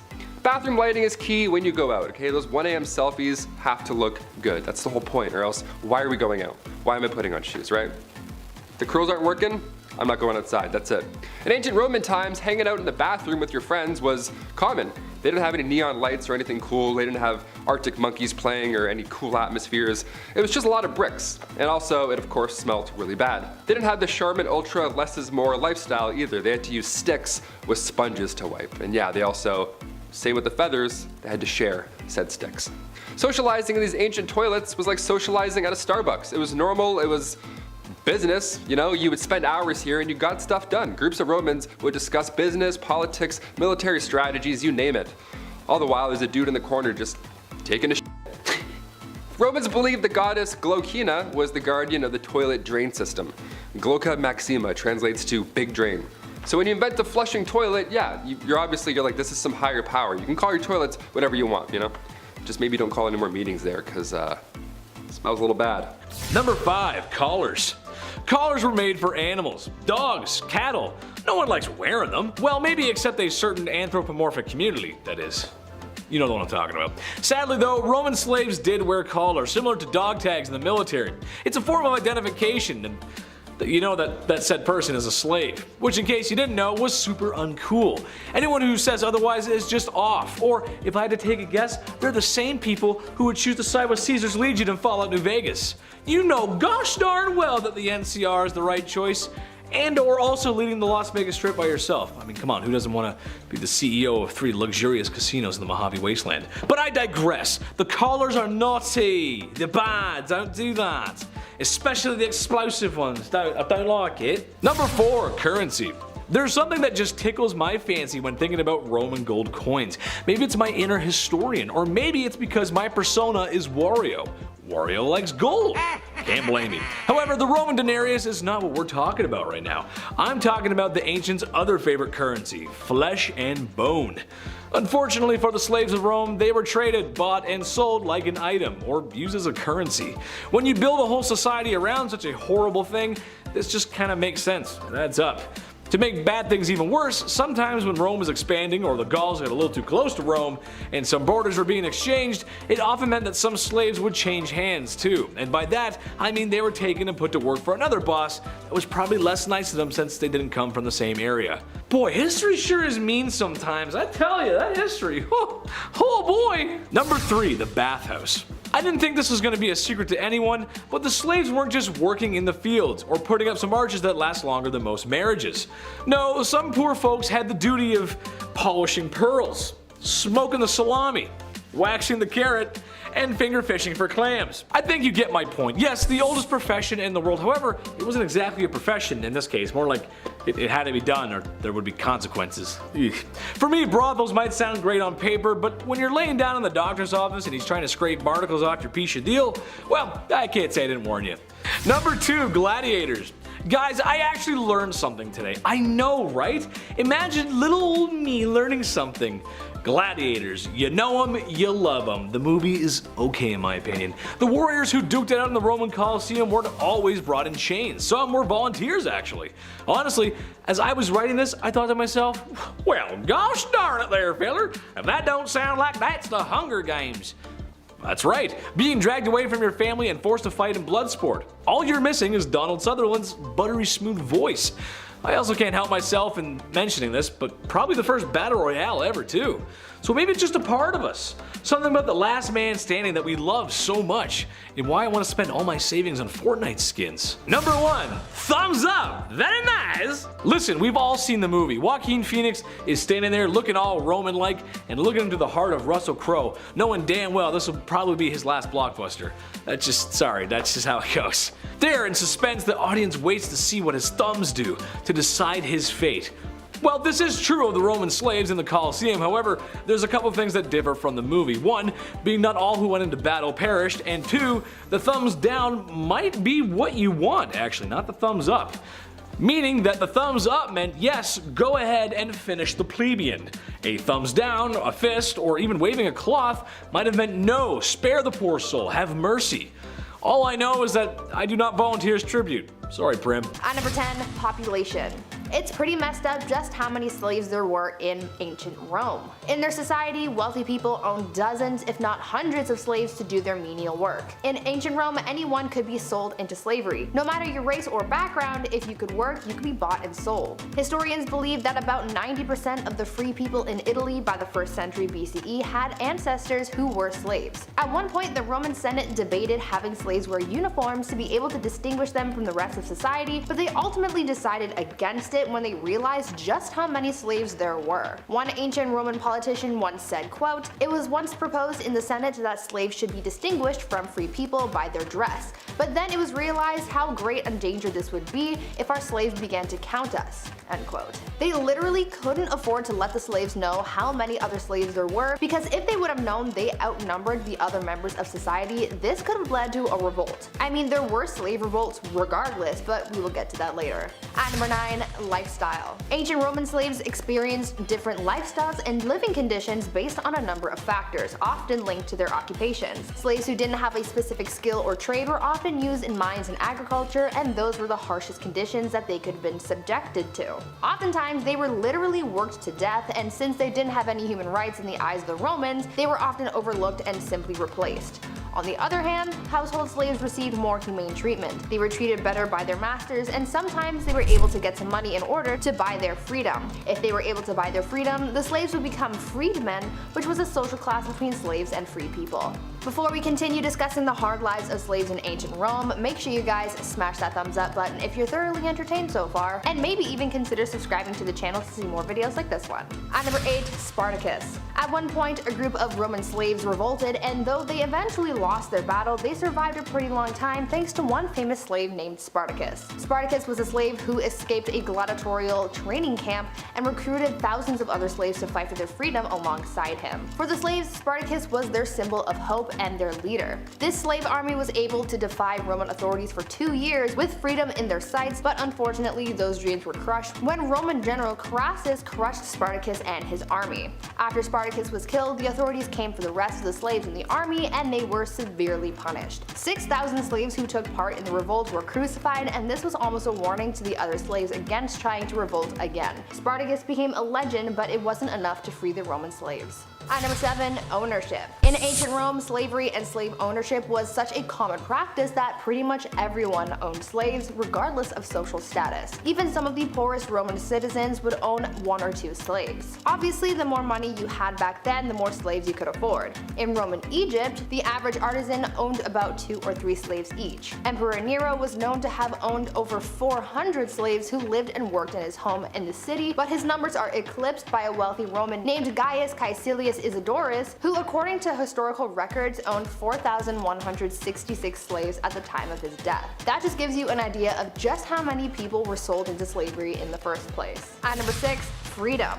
Earlier I mentioned that Roman slaves had the chance to buy their freedom.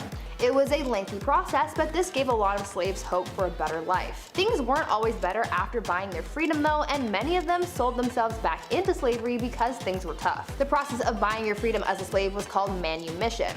This could be achieved in a number of ways. Slave master could grant their slave freedom as a reward for their service and loyalty. The slave could pay their master a sum of money to be freed, or sometimes a slave master could just find it convenient to let their slave go. Most slave masters who chose that last option to free their slave for their own benefit were merchants who needed someone to be able to sign contracts on their behalf, and since slaves weren't allowed to represent their masters from a legal standpoint, they would be freed, but would still work for their master. You also had to be over the age of 30 to buy your freedom, so if you were lucky to live that long, then there was hope of being freed, but with the average life expectancy in ancient Rome being about 28 years or so, and with the living conditions of many slaves, they would be lucky to get that opportunity. Number 5, basket of bees. Guess what this one is? It's pretty much, that's exactly what it is. It's horrible. We often look at ancient Rome as the birthplace for numerals, modern plumbing, social life, all that good stuff. Don't get it twisted, ancient Rome had a lot in common with the Dark Ages as well, okay? The punishments that they would inflict on others, horribly creative, I'll say that. Like for example, a basket of bees. A basket of bees, there we go. Maybe wasps, who knows, I don't know, history gets all crazy, you know? This punishment saw the victim placed in a large woven basket, naked, might I add. Then the basket was hoisted up near a beehive, of course, and then Romans would just anger the hive. They would just shake the basket. And then in turn, all these bees would sting said victim to death. This was meant to be a long and painful death, but eventually, this is how humans realized folks were allergic to bees, because they would meet their demise a little too fast, you know? Romans would be like, what happened? What's going on? Are we going home now? That's it? Number 4, the Colosseum. They say Rome wasn't built in a day, right? Right? No, I'm asking you, I don't know, that's a saying, I think I've heard that somewhere. The word Colosseum is a Latin noun formed from the word colossus, meaning gigantic. And it's huge! It once held more than 50,000 people at one time or another. That's literally the Yankee Stadium. This oval stadium was built from cement, limestone, and volcanic rock. Yeah, that thing ain't going anywhere. Historians and archaeologists are still discovering and unearthing secrets of this site. In fact, most of Rome still hasn't even been dug up yet. What? That's right. In fact, only about a tenth lays discovered, with the other 90% still somewhere around 30 feet below street level.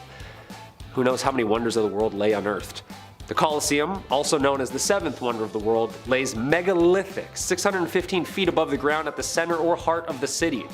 It is the largest ancient amphitheater ever built, and it is still the largest standing amphitheater in the world today despite its age. Its use for the last 1,000 years were rampant with events, festivals, and would even flood its center to reenact naval wars with real ships. How did they get those things in there?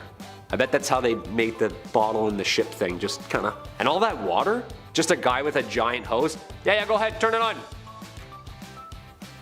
Yeah, we're gonna be here a while, guys. We gotta push the play.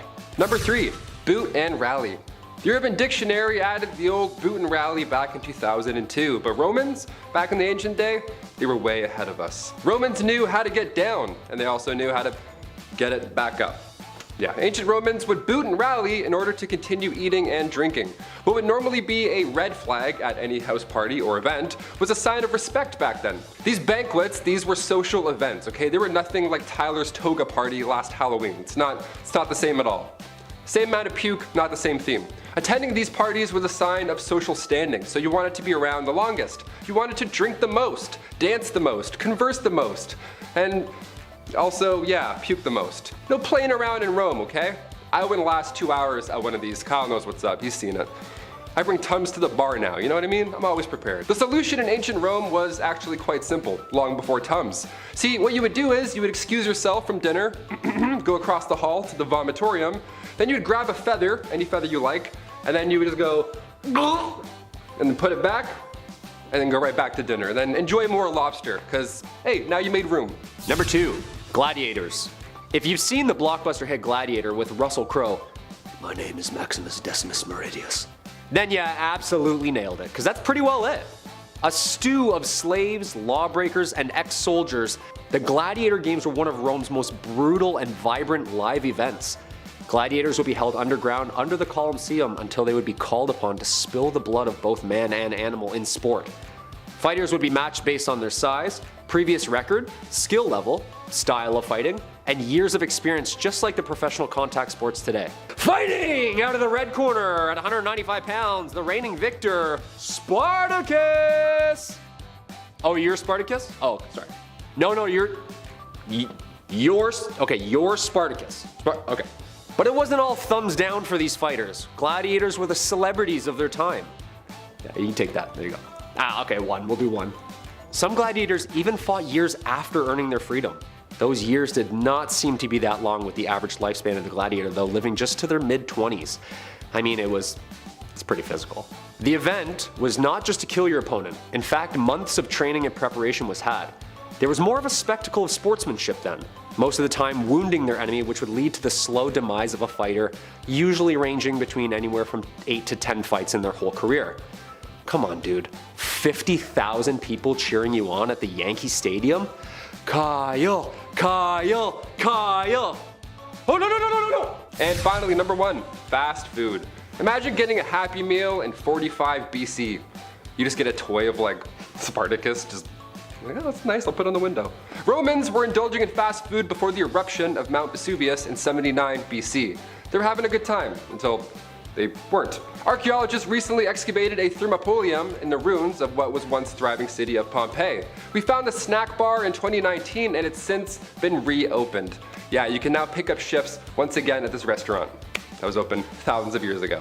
As of last August, the restaurant, located at the intersection of Silver Wedding Street and Alley of Balconies, they would serve pork, snails, beef, fish, you name it, and the corner also doubled down and crushed fava beans, more often than not mixing them with wine. So it was a good time, it was social. This was bumping on a Saturday night.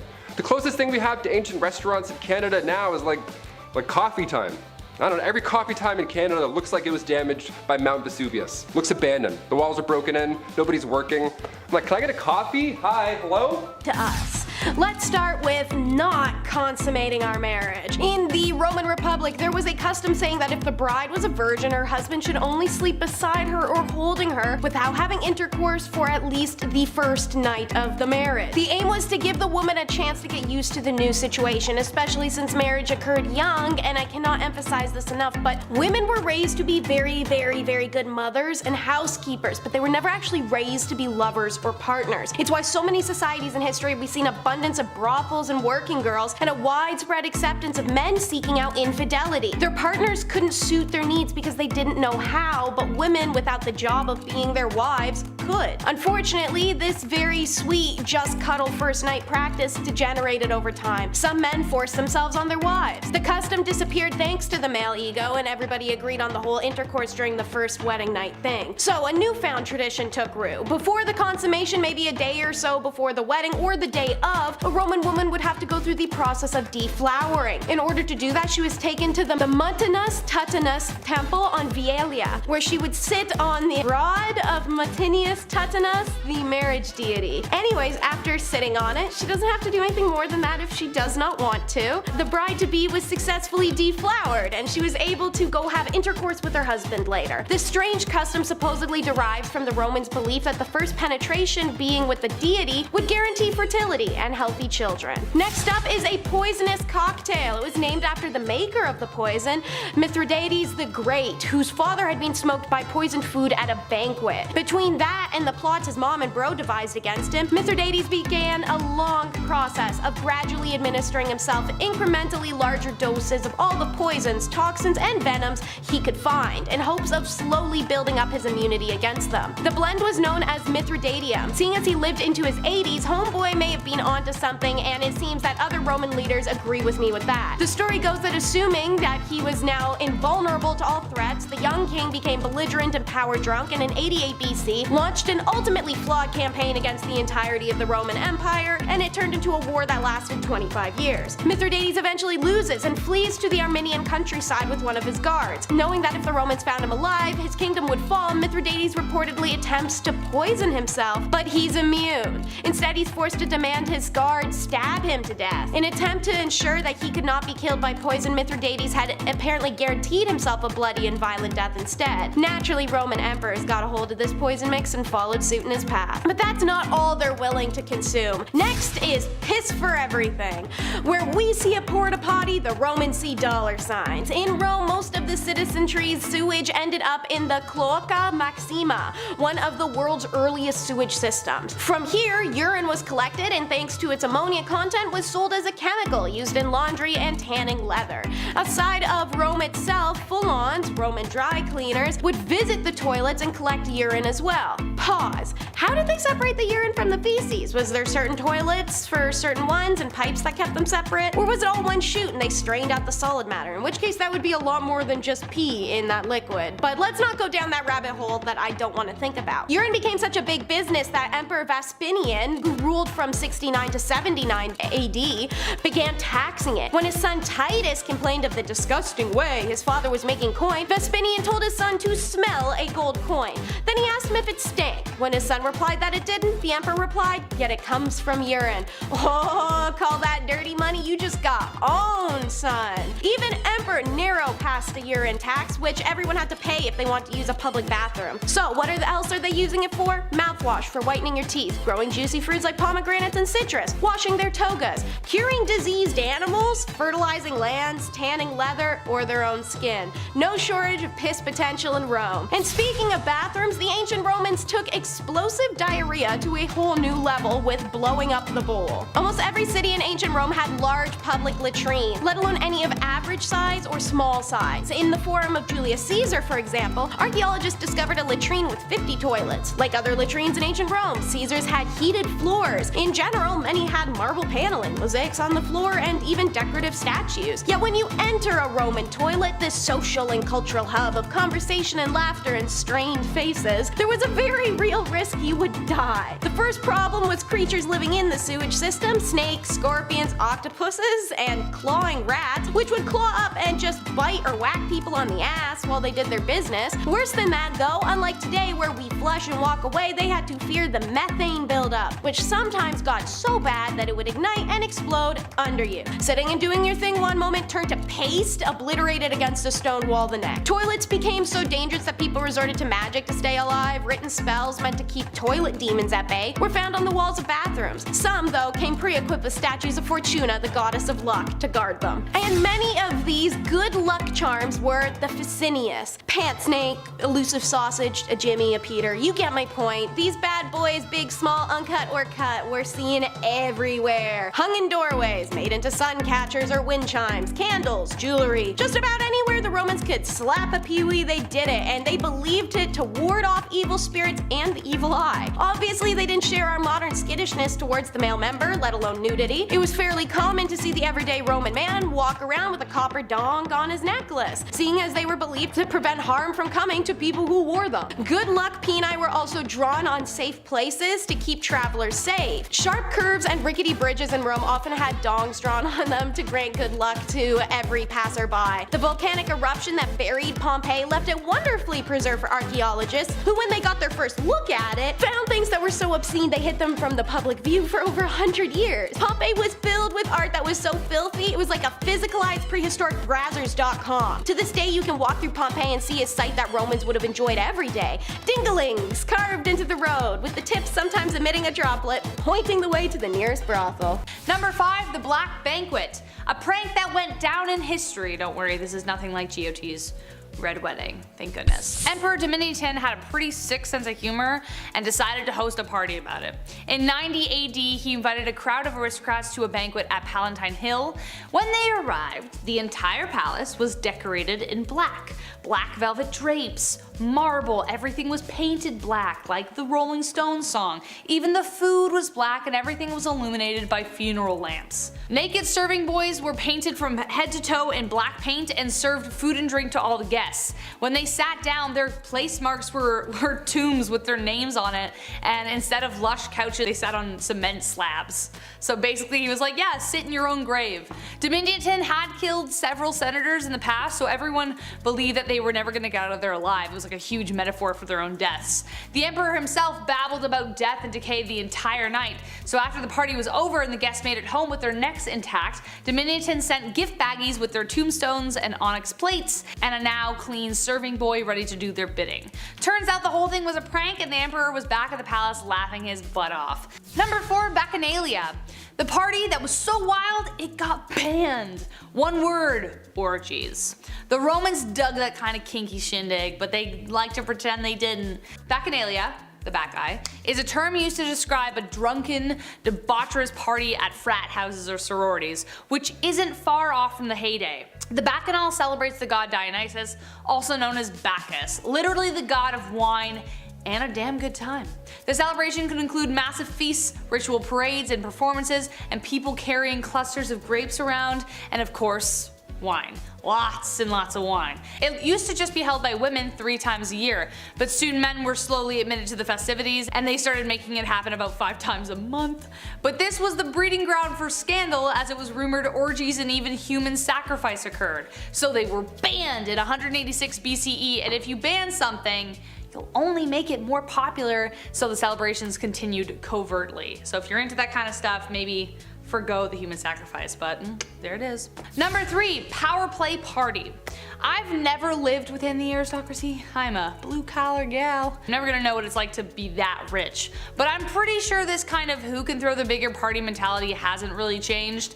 In ancient Rome, parties were an opportunity to show off the amount of power a nobleman had. As soon as guests arrived, the extravagance and the rarity of the food, the vessels with which they were presented, were all judged as soon as they were seen. Wine goblets and jugs had to be functional yet exquisite, made from luxurious materials like gold, silver, and precious stones. Back then, a middle-class family could afford silverware, so imagine what the nobles could do.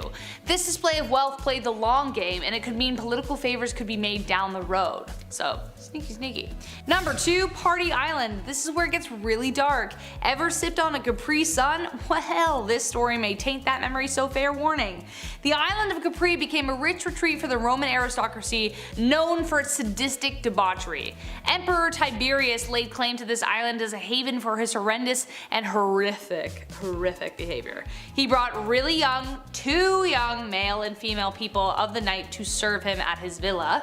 The island became a kind of party place with absolutely no limits. From orgies in the caves to tormenting his servants on the rack as entertainment, Tiberius seemed to be the god Pan incarnate. In fact, he acted like it too. He made all of his participants slaves dress up as nymphs and goats while performing lewd acts. The island even became known as Goat Island, with Tiberius being called the Old Goat. Ugh. Unless you enjoy dangerous games and gross parties, this definitely wasn't the party island fit for anyone. And last but not least, number 1, Caligula. Caligula's parties. Let's not go there. If you're a fan of Roman history, then you are familiar with the 2 most horrific emperors that ever were. One of them was Caligula. Though he started out pretty good, after an extreme bout of fever, his disposition entirely changed. Maybe it was because of the lead, we don't know. Many believed he was insane, as his cruelty knew no bounds, even when it came to joyous occasions. Caligula's thing was that he liked to embarrass the wives of his officials for some reason, and also his officials. He would force specifically married couples to his banquets, and then steal the wives away throughout the night and then violate them against their wishes. But his torment doesn't end there. He would then relay to the entire party everything that he did in graphic detail and enjoy the frozen shock on everyone's faces because they couldn't do anything about it. It's no wonder he was eventually assassinated. Even at a party, this guy knew how to kill the mood. He wasn't the only emperor to turn the dial on creepy, Tiberius, when the party started, but if you had to choose whose party to go to, this one plus Tiberius, both of them, just don't go near them. Go to another time frame. Just imagine it otherwise. And there we have it, folks. From poisoning themselves to bliss to pure and simple crime, that's Roman parties for you. Kicking off the list at number 10, Party Hard. The term boot and rally was added to the Urban Dictionary in 2002, but Romans were riding that wave out a long time ago. They knew how to get down. Well, rather, they knew how to get it up. Ancient Romans would often make themselves puke in order to continue eating and drinking. How gross is that? What would normally be a red flag at a house party was actually a sign of respect back then. But it was business. These parties, these long, exhausting banquets, attending these was a sign of social standing. So you wanted to be around the longest. You wanted to drink the most, dance the most, and, grossly enough, puke the most. Those are the coolest Romans in town, apparently. It was so normal that you would excuse yourself from dinner and be like, excuse me, go to the vomitorium, great name, right across from the dining room. I'm sure it's a great breeze rolling through there. But then you'd go in this room, grab a feather, and then tickle thy throat, and then make room for even more lobster. What a treat. Birthday parties were never so disgusting. Number 9, Gladiator blood. When Charlie Sheen started talking about drinking dragon blood, everybody looked at him like he was insane, rightfully so, but back then if you boasted about drinking gladiator blood, well, you were on the right track. Ancient Romans believed that gladiators had the literal heart of a lion, and to be fair, they were in immaculate shape. With all that long hair as well, I don't blame them. So the thought process here, being extremely superstitious, was that if you drank gladiator blood, whatever disease you had, it would soon be cured. So these Roman physicians would tell their patients with epilepsy to chug some warrior blood, like you're a vampire. Apparently it worked, like some of the time. Never really, not really. I wouldn't recommend this, don't do this. Number 8, you're in trouble. Recently we did a list on dark medical practices used in history, and in that list we talked briefly about how urine was used by ancient Romans to whiten their smile. Lovely. Fresh breath guaranteed. Well, to dive deeper into this gross fact, Romans also used urine to wash their clothes. So after they were done washing up, they would mask the smell, or at least try to, with fragrant leaves. They would use bay leaves and just rub it all over themselves, which is interesting. They didn't use soap because the amount of ammonia used in urine, well, it did the trick. Lye was also used to clean clothes at this time, but it was too pricey. So plan B was to head down to the Folones, the ancient laundromat, where everybody would just catch up and stomp on their, urine-filled clothes. Again, the smell is probably not that pleasant. Number 7, Roman art. If you've seen Superbad recently, this next one will ring a bell. I grew up watching Art Attack, okay? The British dude, Neil Butchanan, with his aggressive sidekick head that would just yell at you all day. What a fun way to learn how to draw. Well, back in the 18th century, when excavations took place in the city of Pompeii, they found lots and lots of art with a similar eggplant theme. I'm trying not to say what I really want to say here, people. Genitals carved everywhere. Carved, I said, not just like, drawn in Sharpie, carved in the streets, carved in the walls, just under a street sign, you'll see one of these, just popping out at you, hello. Just generations of genitals. Rich history, folks. The phalluses of Pompeii. Imagine tripping over one of these. You do that thing where you look back to see what you almost rolled your ankle on. Imagine looking back and seeing that in the ground. I'd be like, okay, we're just gonna keep walking. Many tour guides like to say that they all point and lead to a brothel, when in reality these were actually just for good luck. They didn't really have a purpose other than good fortune. These symbols were to ward off the evil eye. Most folk kept these outside their front homes, right next to the mailbox. That's great, it's a good spot to put it. Number 6, new hair, new me. Glowing up these days is quite easy. Change your hair color up, throw on some jorts, listen to Adele's new album, Bob's Your Uncle. It works. It always works. But if you were an ancient Roman and you want to show off the new you to your ex, maybe at the vomitorium party, how would you change your hair? How would you do it? Well, it was common, but the way they used to get it done was all but. Romans would have to use goat fat and beechwood ashes to bring out those highlights. Maybe it's goat fat, maybe it's Maybelline. Again, like those crazy parties, this was a symbol of status. If your hair didn't reek of goat fat, who even are you? Get out of here. Emperor Claudius III, his wife Valeria, apparently she once dyed her hair blonde and then painted her entire body gold and then had a contest to see who could hook up with the most Romans in one night. I feel like this would have been a really good reality TV show back in the day. 5. Civil unrest. Imagine you're a farmer, poor, hungry, and tired from tending fields all day long. Or you're a merchant in a city who's doing their best to get by. When you hear the thunderous marching of Roman soldiers approaching your position, the Romans are here to Romanify you. Or something like, there's no verb for that, I guess, I don't know. There's a good chance if you don't accept the Romans at your front door with open arms, they would force you to anyway. This means a lot of Roman soldiers dealt with civil unrest at home and abroad, as sometimes people just didn't want to be Roman. Kinda makes sense. Kind of a broad point too, but this is just how it goes when you conquer that much. The Roman Empire was one of the largest the world would ever see. Eventually, she would fall, due to many factors, but the civil unrest was always there. At least we still got the Colosseum though, right? Pretty cool. Number 4, Wizards of the Barbarians. The spookiest enemy of the Romans, no doubt, was the Druids. Religious-like figures who aided the barbaric hordes in many different ways. Romans did not like them, and they wanted them gone. You could almost say they wanted to purge them, like a certain hooded Sith that purged the galaxy of those treacherous Jedi. Execute Order 66. Unfortunately for the Druids, they got a bad rap, as almost everything we know about them is written by Romans, who were their enemies, and they weren't exactly that nice when speaking about them. So were they actually magical ritual practicing wizards? Maybe, but always remember that history is written by the victors. A lot of Romans are great because they told us they were. However, for the average Roman soldier at the time, any amount of propaganda about weird wizard people was probably believed, as there's no trusted reliable sources of information back then, like Wikipedia to fact check, because they always have facts. Number 3, Barbarians. Barbarians are basically what all Romans called, well, basically non-Romans. Uncivilized, brutal peoples living outside of Rome in the lands that Romans so wanted to conquer. More specifically though, the Goths from Gaul, in what is now modern day France. Many times the Romans would find themselves engaging with the people of Gaul. Conquest and assimilation is the name of the game.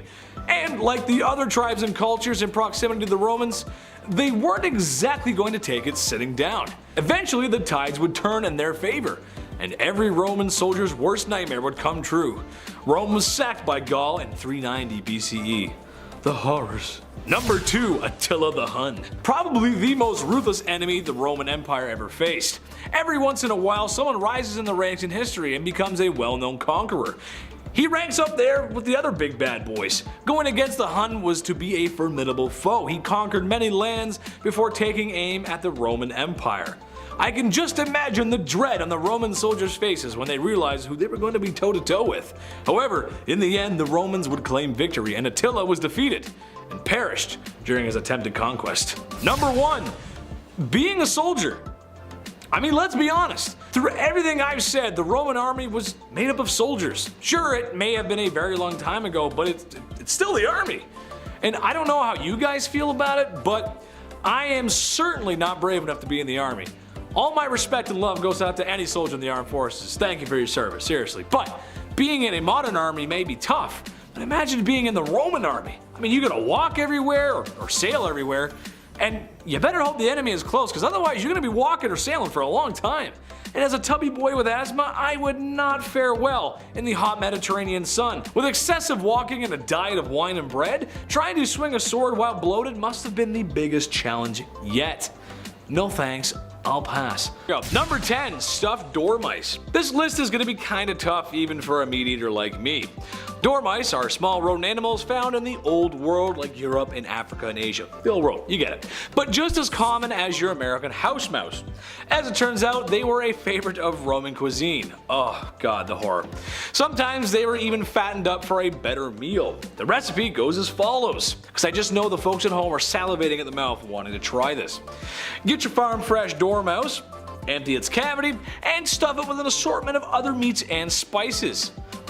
Oh, beautiful, magnifique, and sometimes dipped in honey. Like stuffed jalapenos, except they're from hell. Mice are also known for not being the cleanest animals on earth, so I'm gonna hard pass on this one, brother. No thanks. Number 9, sea urchins.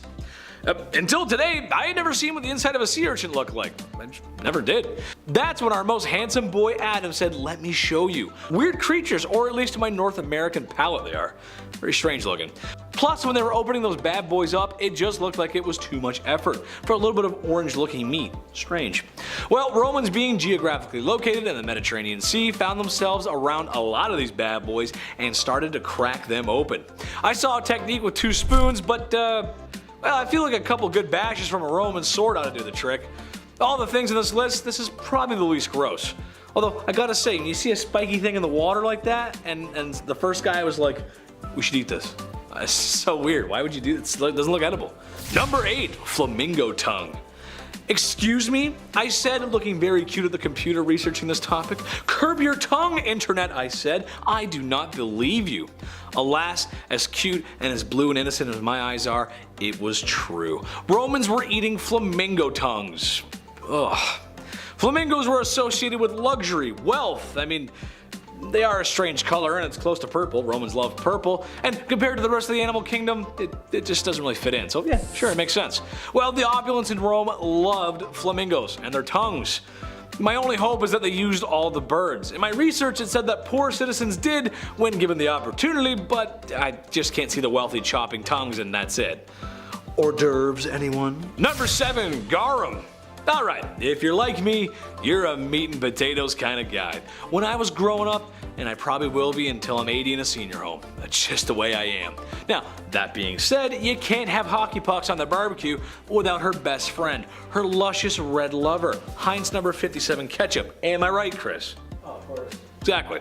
And yes, Mom, I can tell the difference, thank you very much. Well, meet the Roman ketchup that would be included at a lot of meals. Almost all of them, apparently. Garum. You take fish blood and fish guts and you pack a whole bunch of salt into it and stir it up until it looked like the forbidden tomato paste. You spread that bad boy out on a wooden plank, let it dry out in the sun for a week, and bada bing, bada boom, baby, you're in Rome. You got yourself an apparent delicious condiment for every meal. Apparently it was at a lot of meals, which is... can't imagine that being very good. Salted fish guts. Oof. Number 6, ostrich. I like chicken just as much as the next guy. Matter of fact, maybe I like it more than the next guy. Any chef will tell you a fresh and properly prepared chicken goes a long way.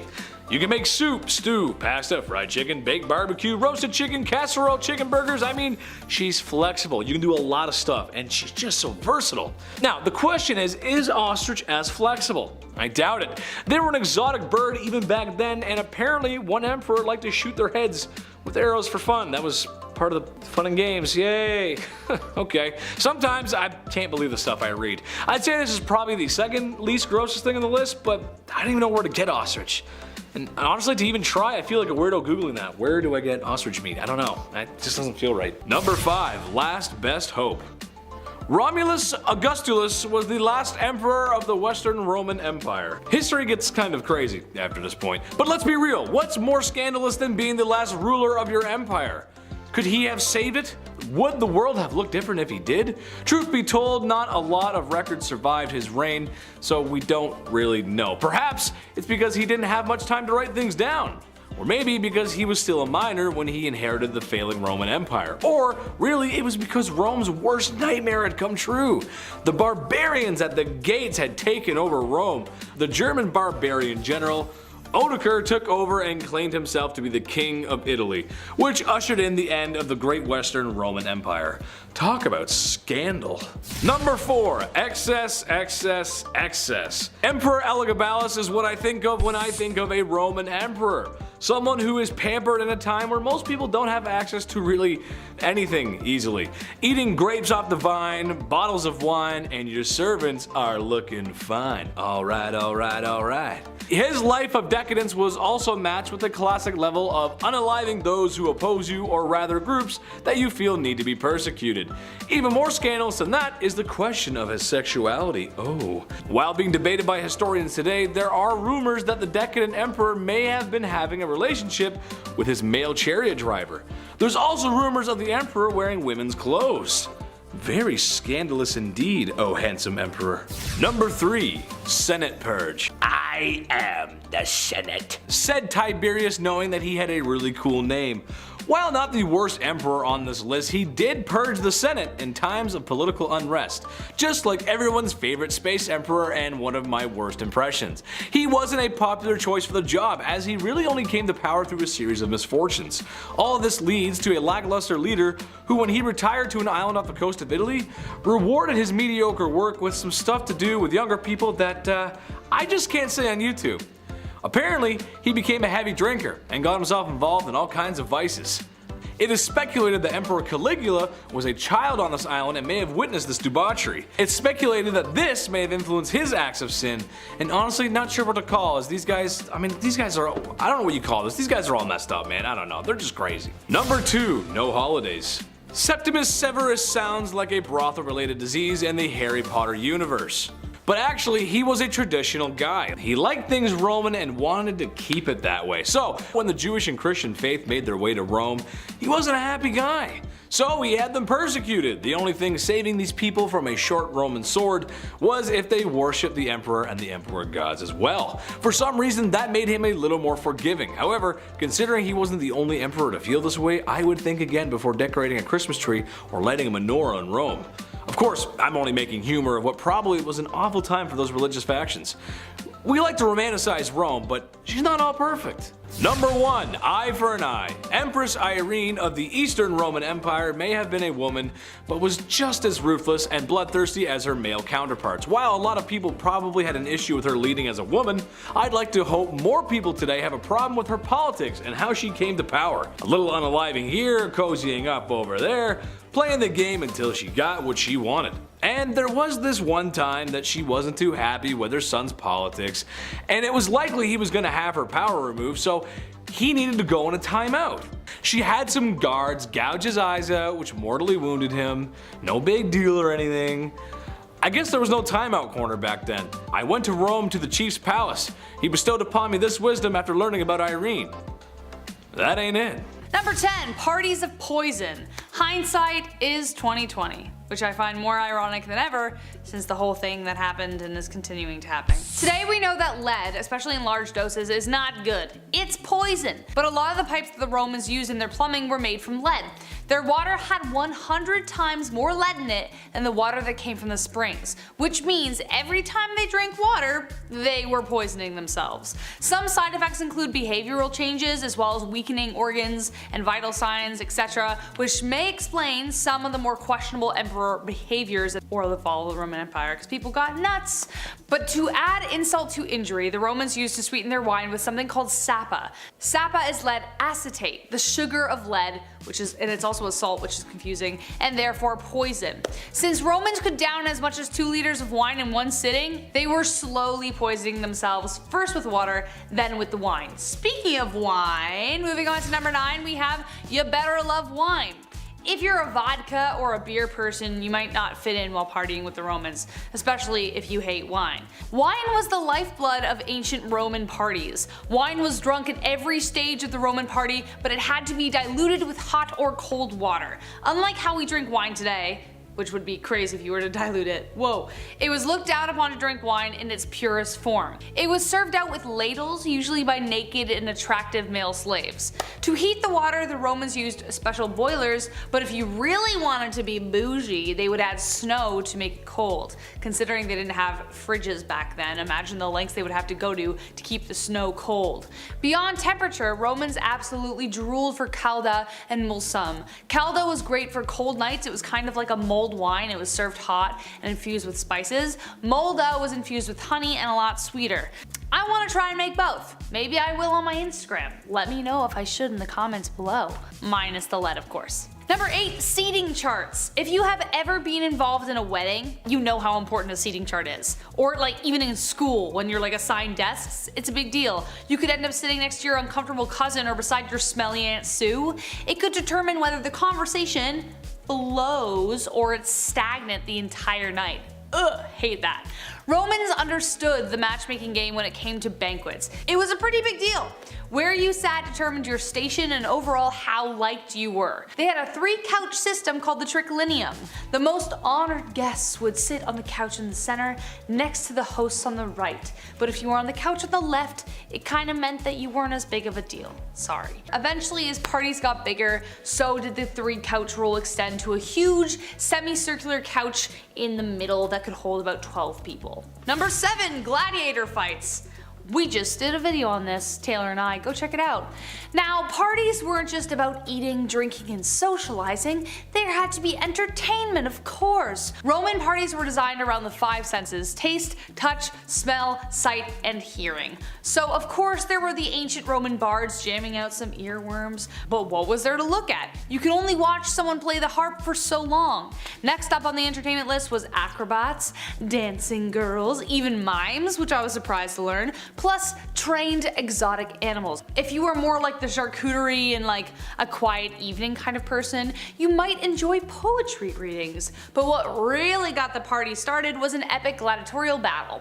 Nothing like putting sharp objects in drunk people's hands. But that wasn't all they did. Parties were a big deal and nobles loved to outdo each other, so sometimes they went too far. More than once it got out of hand, but the most famous was during the reign of Emperor Elagabalus. He wanted to shower his dinner guests with flowers, so he built a false ceiling filled with them, but the flowers somehow ended up smothering some of his guests to death because he just kind of went overboard. Death by Roses. That's a poem title right there. Stick to poetry nights, my friends. Number 6, Saturnalia. One of the most popular Roman festivals. It was kind of like an early Christmas celebration, kind of, except it wasn't at all. It was actually about the god Saturn, not Christ. Oops, but it did take place in December 17th to be precise, for 3 days. But people loved it so much, it soon got extended to 7, a whole week. All work and businesses were suspended, so better do your shopping on the 16th. Slaves were even temporarily free to do as they pleased, even moral restrictions were eased. A mock king was chosen, and candles, wax fruit, wax statues were all given as presents. The practice of candle giving was to symbolize the sun returning after the winter solstice. A statue of Saturn bound at the feet would be untied and invited to join the party. The houses were adorned with wreaths and greenery, kinda like Christmas, and singing, dancing, gambling were all common features, so kind of like Mardi Gras and Christmas combined. Number 5. Play that lyre to the fire. While we're talking about Nero, he actually has a mystery all of his own. Nero was very famously a fan of music. He would often sing and play instruments, and he was also a fan of being utterly insane. Ending lives and forcing people to party all night, have massive parties, and eat until they puked.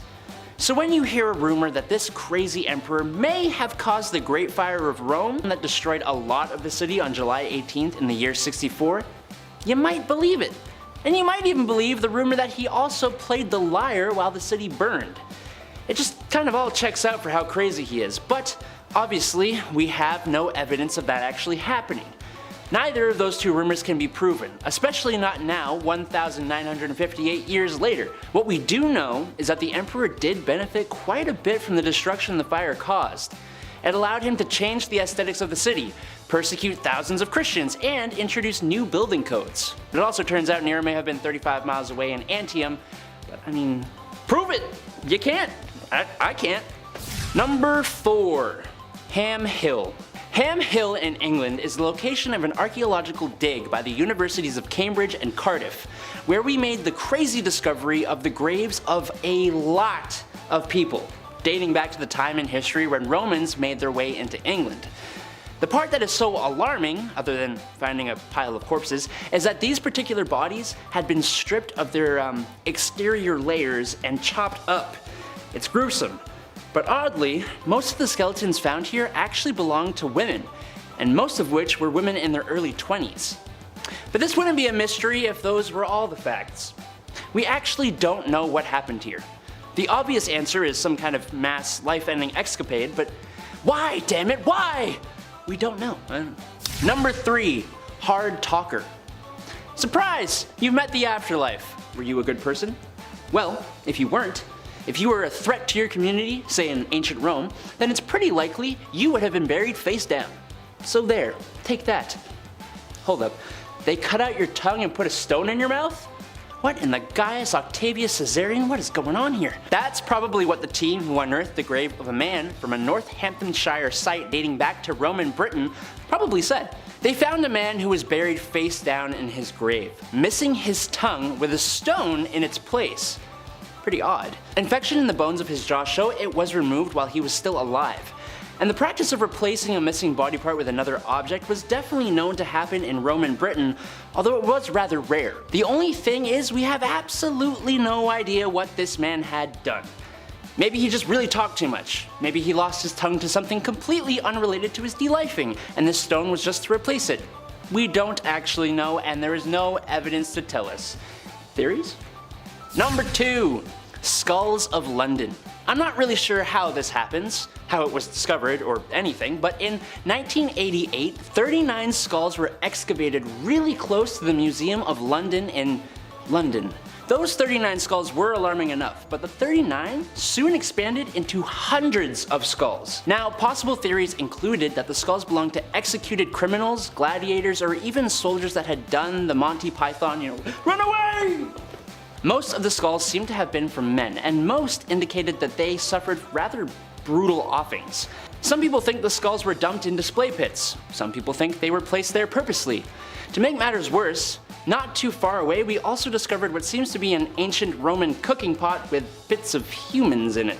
All of this creepy stuff was found in an area no bigger than a swimming pool, which makes it very obvious that it was all a part of the same thing, possibly part of some crazy Roman cult. Maybe it's all just a big coincidence. We don't have the evidence to know. I don't think I could really tell you exactly what in the name of Mark Antony went on here, but I do know that it were not good. Number 1, mole warfare. Who would have thought chemical warfare would make for a great story? Especially 2,000-year-old ancient chemical warfare. Back in the Roman city of Dura Europus in Syria, a siege took place between the Roman and the Persian forces. During said battle, the Persians dug siege tunnels underneath the walls of the Roman city. The Romans knew and built their own tunnels to cut them off. Problem with tunnels like that is you have absolutely no idea of where exactly the opposing team is going to show up. The Romans ended up building their tunnel higher than the Persians did, so you got like this kind of situation going on. Now, archaeological digs have discovered about 19 Roman soldiers in these tunnels. But it seems that these soldiers were not stabbed to cause their demise, but instead, they seem to have suffocated. Well, how the heck did that happen? According to archaeologist Simon James, he believes that the Persians actually allowed the Romans to dig into their tunnel, and then use the elevated position with a sort of chimney effect to set a mix of bitumen and sulfur on fire and let the fumes do the deed. But, and say it with me, there is absolutely no evidence of this. Yes. Good. You've caught on. Very nice. Number 10, a tin hut. The Roman army, baby. It's rough, it's tough. And worst of all, to their enemies, they were organized. But something every Roman soldier had to go through was some intense training. The training lasted 4 months, that's too long, started with intense marching and eventually moved into sparring. By the time they were finished, they were able to march 20 miles in full armor. A paid military rank and highly effective, the Romans were a formidable fighting force and an inspiration to many, including some ideas that are used in modern militaries today. While not having a perfect win-to-loss ratio, the Romans are probably most remembered for their military prowess, techniques, and weaponry. They got some cool spears. The theme, or really their best tactics, was teamwork. Roman legions worked as one. It would make them a very worthy opponent for many opponents. Number 9. Lonely Romans. I don't know about you guys, but after conquering lands and marching for days, I would be tired. As much as the Romans hated barbarians, some of them were tough and cost the Romans many lives in battle, so it would be best for the Romans to fight their hardest in order to come home to their families. Well, that wasn't exactly the case for Romans, as they were not allowed to be married. Not until the 2nd century, that was. All that unaliving and conquering, and no one to come for you from all those horrors of war. I would need a hug for sure. However, like a lot of rules, they were meant to be broken, as some higher ranking Romans in the military did take some wives. And honestly, can you blame them? Number 8. Short straw. Roman soldiers were professionals, maybe too professional. In the time of the Romans, there was the occasional deserter, or mutiny. However, the Romans had a simple solution for this, or rather a pretty wild one. Something called decimation, or the removal of tenths. Basically, after an offense has been committed, you and 9 buddies line up to draw straws. Whoever draws the shortest straw gets unalived by your remaining 9 friends, often by stoning, clubbing, or stabbing. That's just great. This punishment was not just limited to grunts, but open to any rank and anyone who dared disobey the Roman military code. Cause they're Romans, and that's just how the Romans do. Forget about it. I spoke to the legionnaire of my army today, who just so happens to be the chief. And you know what he said? That's not it. Number 7, the Battle of Cannae. This was a hard day for many Romans. Maybe it was its overzealous confidence from conquering so much after losing so little. However, after facing the mighty elephant-riding Hannibal of Carthage, the Romans were about to get a piece of their own medicine. Over 40,000 Romans would meet their ends in the Battle of Cannae. I can only imagine the confusion and humiliation the Romans must have felt. The battle is considered to be one of the worst days in Roman military history. It's also considered to be one of the greatest strategic military victories in history. From the bad guys, or the Carthage at least. I mean, they beat the Romans in the one thing they are really good at. That's like me trying to beat Michael Phelps in a swimming race, and then me winning. Yeah, never gonna happen. Which I'm sure if I did would shock absolutely everybody, including myself. I'm not built for swimming, I'm built for sinking. That's just how it goes. Number 6, the Battle of Carthage. It wouldn't be a good story without a little revenge, would it? The Third Punic War was the last time Rome and Carthage would engage in combat. Rome began the siege of Carthage, and it was a brutal fight. Carthage did everything they could to repel the Romans, but Rome was powerful and was ready for their sweet revenge. Eventually, the city could no longer repel the Roman attack and was captured. The city was completely destroyed, and those who survived the siege were taken by the Romans and sold off into YouTube's least favorite S word. The Romans had fought hard against Carthage and were probably glad to be rid of Hannibal and his war elephants. Yes, that's right, war elephants. He trained elephants to kill people. Like, that isn't so insane that you could train an elephant. Number 5, no soap. Look, sometimes you're in a rush, you don't have time to shower, so you do the classic Axe body spray X, you know? The old 1-2. Do you remember that, Chris? Oh, yeah. It was so cold too on the armpits. Yeah, like, yo, no wonder I can't grow armpit hair. I've been spraying like aerosol, I've been spraying spray paint on my armpits every morning since I was like 9. I still use it sometimes. Axe chocolate, no contest, so good. Ancient Romans, they were way ahead of the game. They didn't clean their clothes with laundry detergent like I mentioned earlier. It's not shocking to hear that they also didn't use soap to wash their bodies. No, instead, they rubbed perfume oil all over themselves to get rid of sweat and all that jazz. But later on, once said oil had dried up, they then removed it with a wooden wedge or spatula, a tool called a strigil, and they just peel it off. I kind of like that idea. Whenever I burn in the summer, I'm like, ooh, let me peel this neck slowly. It's the world's most painful loofah, essentially. Dirt and sweat would get stuck to this oil and then subsequently peeled off. So it worked, but it took a little more time than our showers nowadays. For Romans who were well off, this of course was a whole event. There were several, assistants. You could pick all these fancy fragrant oils. It was slow and sensual. It was like fun, dare I say. How is anybody ever on time? Like, oh, sorry, I was late. Those oil baths had to stick around for 4 hours this morning and get peeled. It's crazy.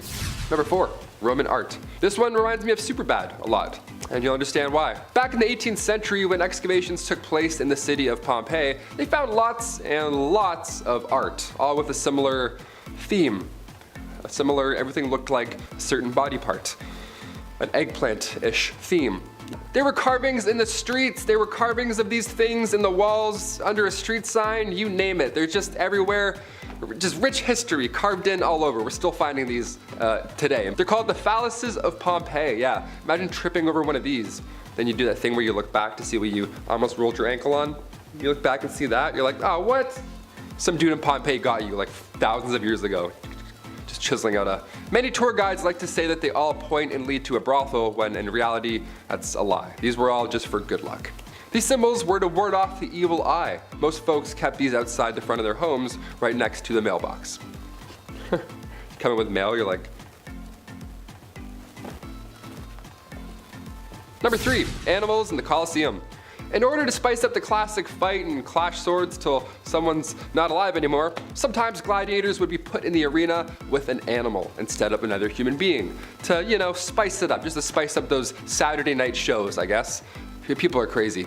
Were they squirrels? Or were they tigers, elephants, bears, leopards, lions, hyenas, or wolves? The latter. It was all the scary big animals. Animals were very expensive, so they weren't used every day, but the organizers of these battles would go all out for the fights that did include them. Everyone would pile in. It's kind of like Logan Paul versus Mayweather, you know, these big social events. We're like, well, what else are we doing, you know? Let's go watch. Most animals that were used in these great battles unfortunately didn't make it out alive. That's the horrible part. I'm a big animal lover, so that's hard to read. This led to other important factors down the road. People loved when animals were included, that eventually trade in exotic animals took place. That's where it all started. This quickly took the hippo from the Nile, for example, and then made them extinct. That's how they did that.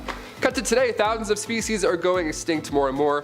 You know what, let's just bring gladiators back, let's just do it. UFC, put them in armor, let's see what happens. That'd be hilarious. Release all the animals from zoos and then bring back just gladiators. Life will be fixed. Number 2, naval battles. Have you ever heard about staged naval battles in the Colosseum? It's a weird spectacle, but it wouldn't have been that crazy. It sounds a lot bigger and more lavish than it really was. The Colosseum was flooded at this point, which I'm sure took a hot minute, and then these ships would come out, and then it would be like medieval times almost, but with a splash zone. A really dirty splash zone. These ships were designed to resemble vessels from famous battles before, but the bottom of the ship was flat, right? These were fake boats, obviously. The water was only 5 feet deep, so obviously they couldn't use, real ships or anything like that. It was all show. It wasn't always violent reenactments either though, as funny as that sounds when you think of the Roman Colosseum. Sometimes they would fill the Colosseum and have nude, synchronized swimmers as a show. Imagine that, imagine traveling the land and then you get there, you're like, oh, let's watch some action, and it's just like ballet, and they're like, oh, this is actually quite nice, I like this a lot. Yeah, also goggles weren't invented until the 14th century, so they had to swim underwater like, ugh, this is so gross, their poor eyes. These naval stories were doing so well that Emperor Domitian devoted an entire lake to them now. Like the Goblet of Fire, people would walk to a lake to watch these insane shows. Only once the shows moved over there permanently, they then used the Colosseum's old floodgates to hide those animals in. So it was, we love upgrades, I guess. It sucks, it's all bad. And finally, number 1, audience troubles. Okay, what's it like watching these ancient Colosseum shows? Was it fun? Was it horrifying to watch? Were you... like, the PTSD from these shows alone. When the Colosseum was built in 80 AD, about 50 to 80,000 fans of Roman combat would pour in often. The energy is high. This was their only entertainment. They weren't watching The Witcher Season 3, you know what I mean? Some fans would get so into the action that they of course would heckle, like we do nowadays with like UFC. People would be watching like, oh, throw the right hook, throw this thing. They would obviously do the same. But in Roman Colosseum days, you didn't get a warning if you heckled, you know what I mean? One of Rome's more violent emperors, Domitian, who I mentioned earlier, he was pretty diehard about the Colosseum and their games. So much so that one day, a guy in the crowd was heckling a gladiator so much, he was probably, talking smack about his oiled up abs or something like that. So Emperor Domitian had him pulled from the audience to the center of the arena. And then he had to fight to survive. He didn't get out alive, obviously. It was all bad. So yeah, don't huckle. Don't huckle? Don't huckle or heckle. Don't huckle or heckle or heckle. How terrifying is that? Can you imagine heckling and then getting called out? Ancient Colosseum times. Hey Maximus, smile. Me?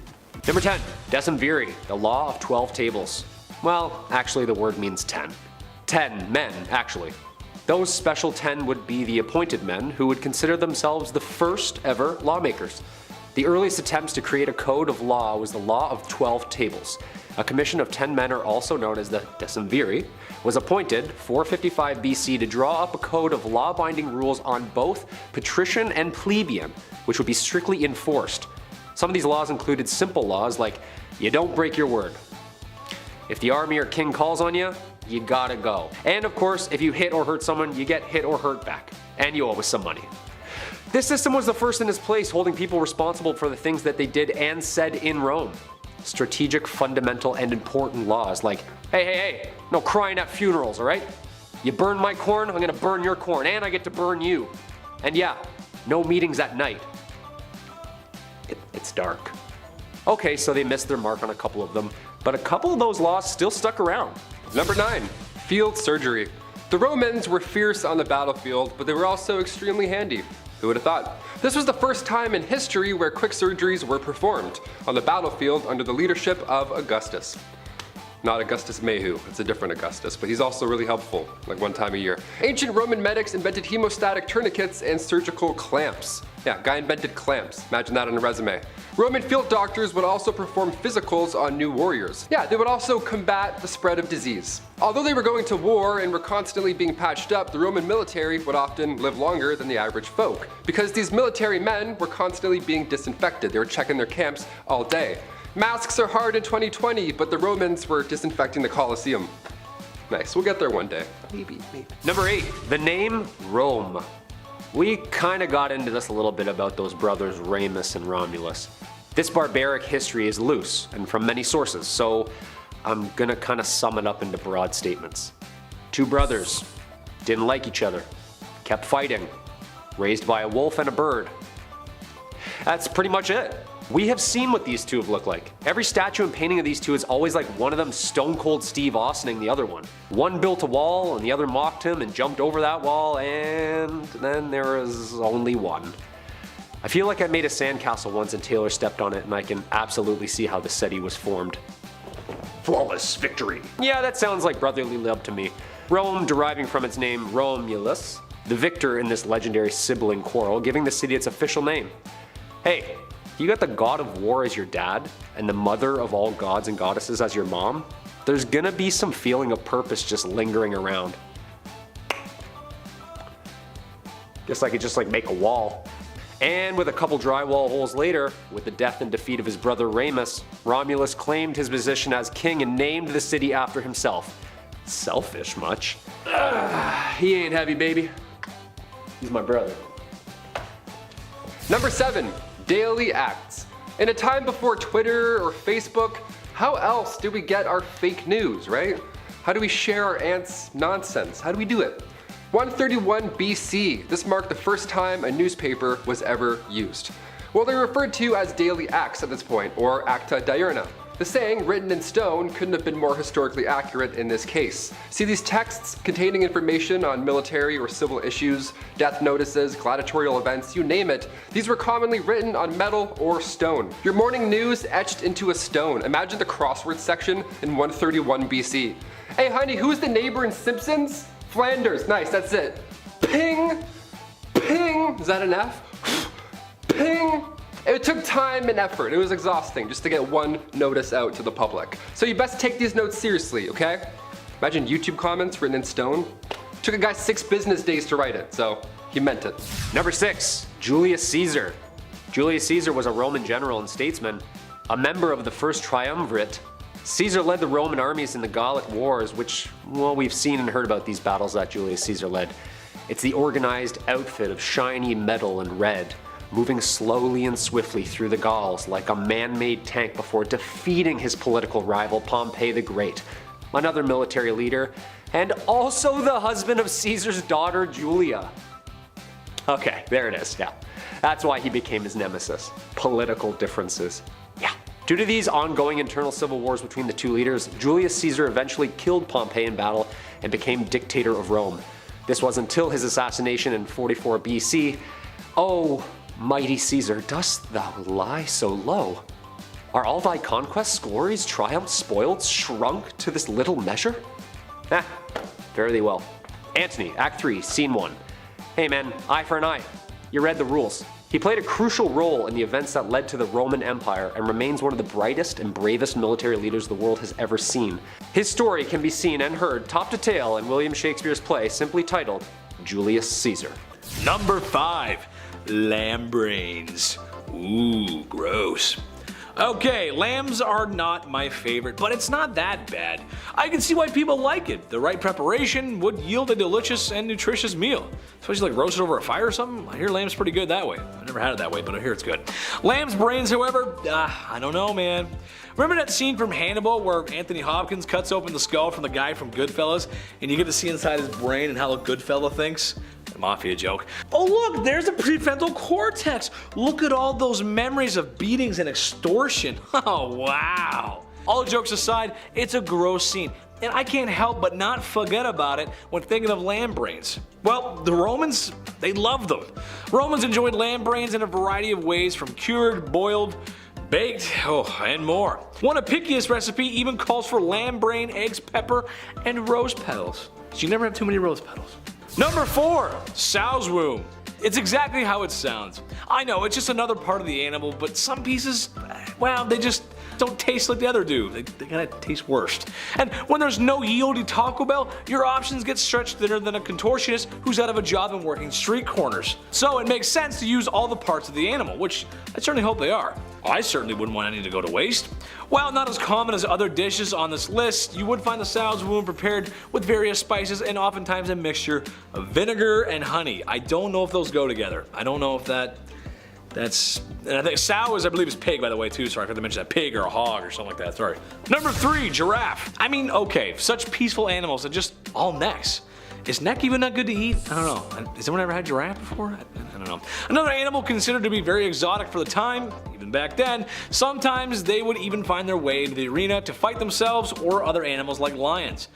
Kinda crazy. If you've ever seen a giraffe fight before, you know how brutal they can be. It's basically who can whip their neck back and forth the hardest and the fastest. Scientists uncovering artifacts from an ancient restaurant in Pompeii found remains of a giraffe leg, so it actually may be more common than we think it was. Number 2, jellyfish. Squidward. There's only 2 things I know about jellyfish. 1, in SpongeBob, jellyfish produce a most delicious jelly, hence the name, and that goes on a Krabby Patty. Remember that episode? It's one of my favorites. 2, jellyfish got some nasty stingers, some of which can prove to be lethal, and no amount of Bear Grylls knowledge and urine can save you. He pees on them. I saw him do it once, and now I always remember that if I get to pee on it, but apparently that's not how you do it. Anyway, jellyfish were most likely not eaten every day on everyone's diet. However, there are mentions of it in some Roman writings. Apicius' cookbook is the best collection of ancient Roman recipes to ever survive. It mentions of a jellyfish omelet as an appetizer. Although I gotta say, I don't know if jelly and egg go together like that. Chris is saying no too. That's a weird one. Number 1, blood pudding. Oof. This one I know that we still eat today, and some cultures love it, but there's just something about the blood for me, personally. I can't get over it. I get lightheaded thinking about blood and the taste. Well, I think I'd rather suck on an iron girder. Well, I called the chief, who was a world-class chef, and he said, it ain't it. Roman blood pudding, or sausage, was prepared by mixing a very readily available resource of lifeblood and fat and oats to make for a very loving, tasty meal. Oh god. Sometimes it was even put into sausage form with animal innards. Just cause, you know, go ahead, fry those bad boys up. Cook them up for me. You love this. Oh, I can't even say it, dude. It's so gross. Just go ahead and cook those bad boys up. It sounds great. I promise I won't puke at the dinner table.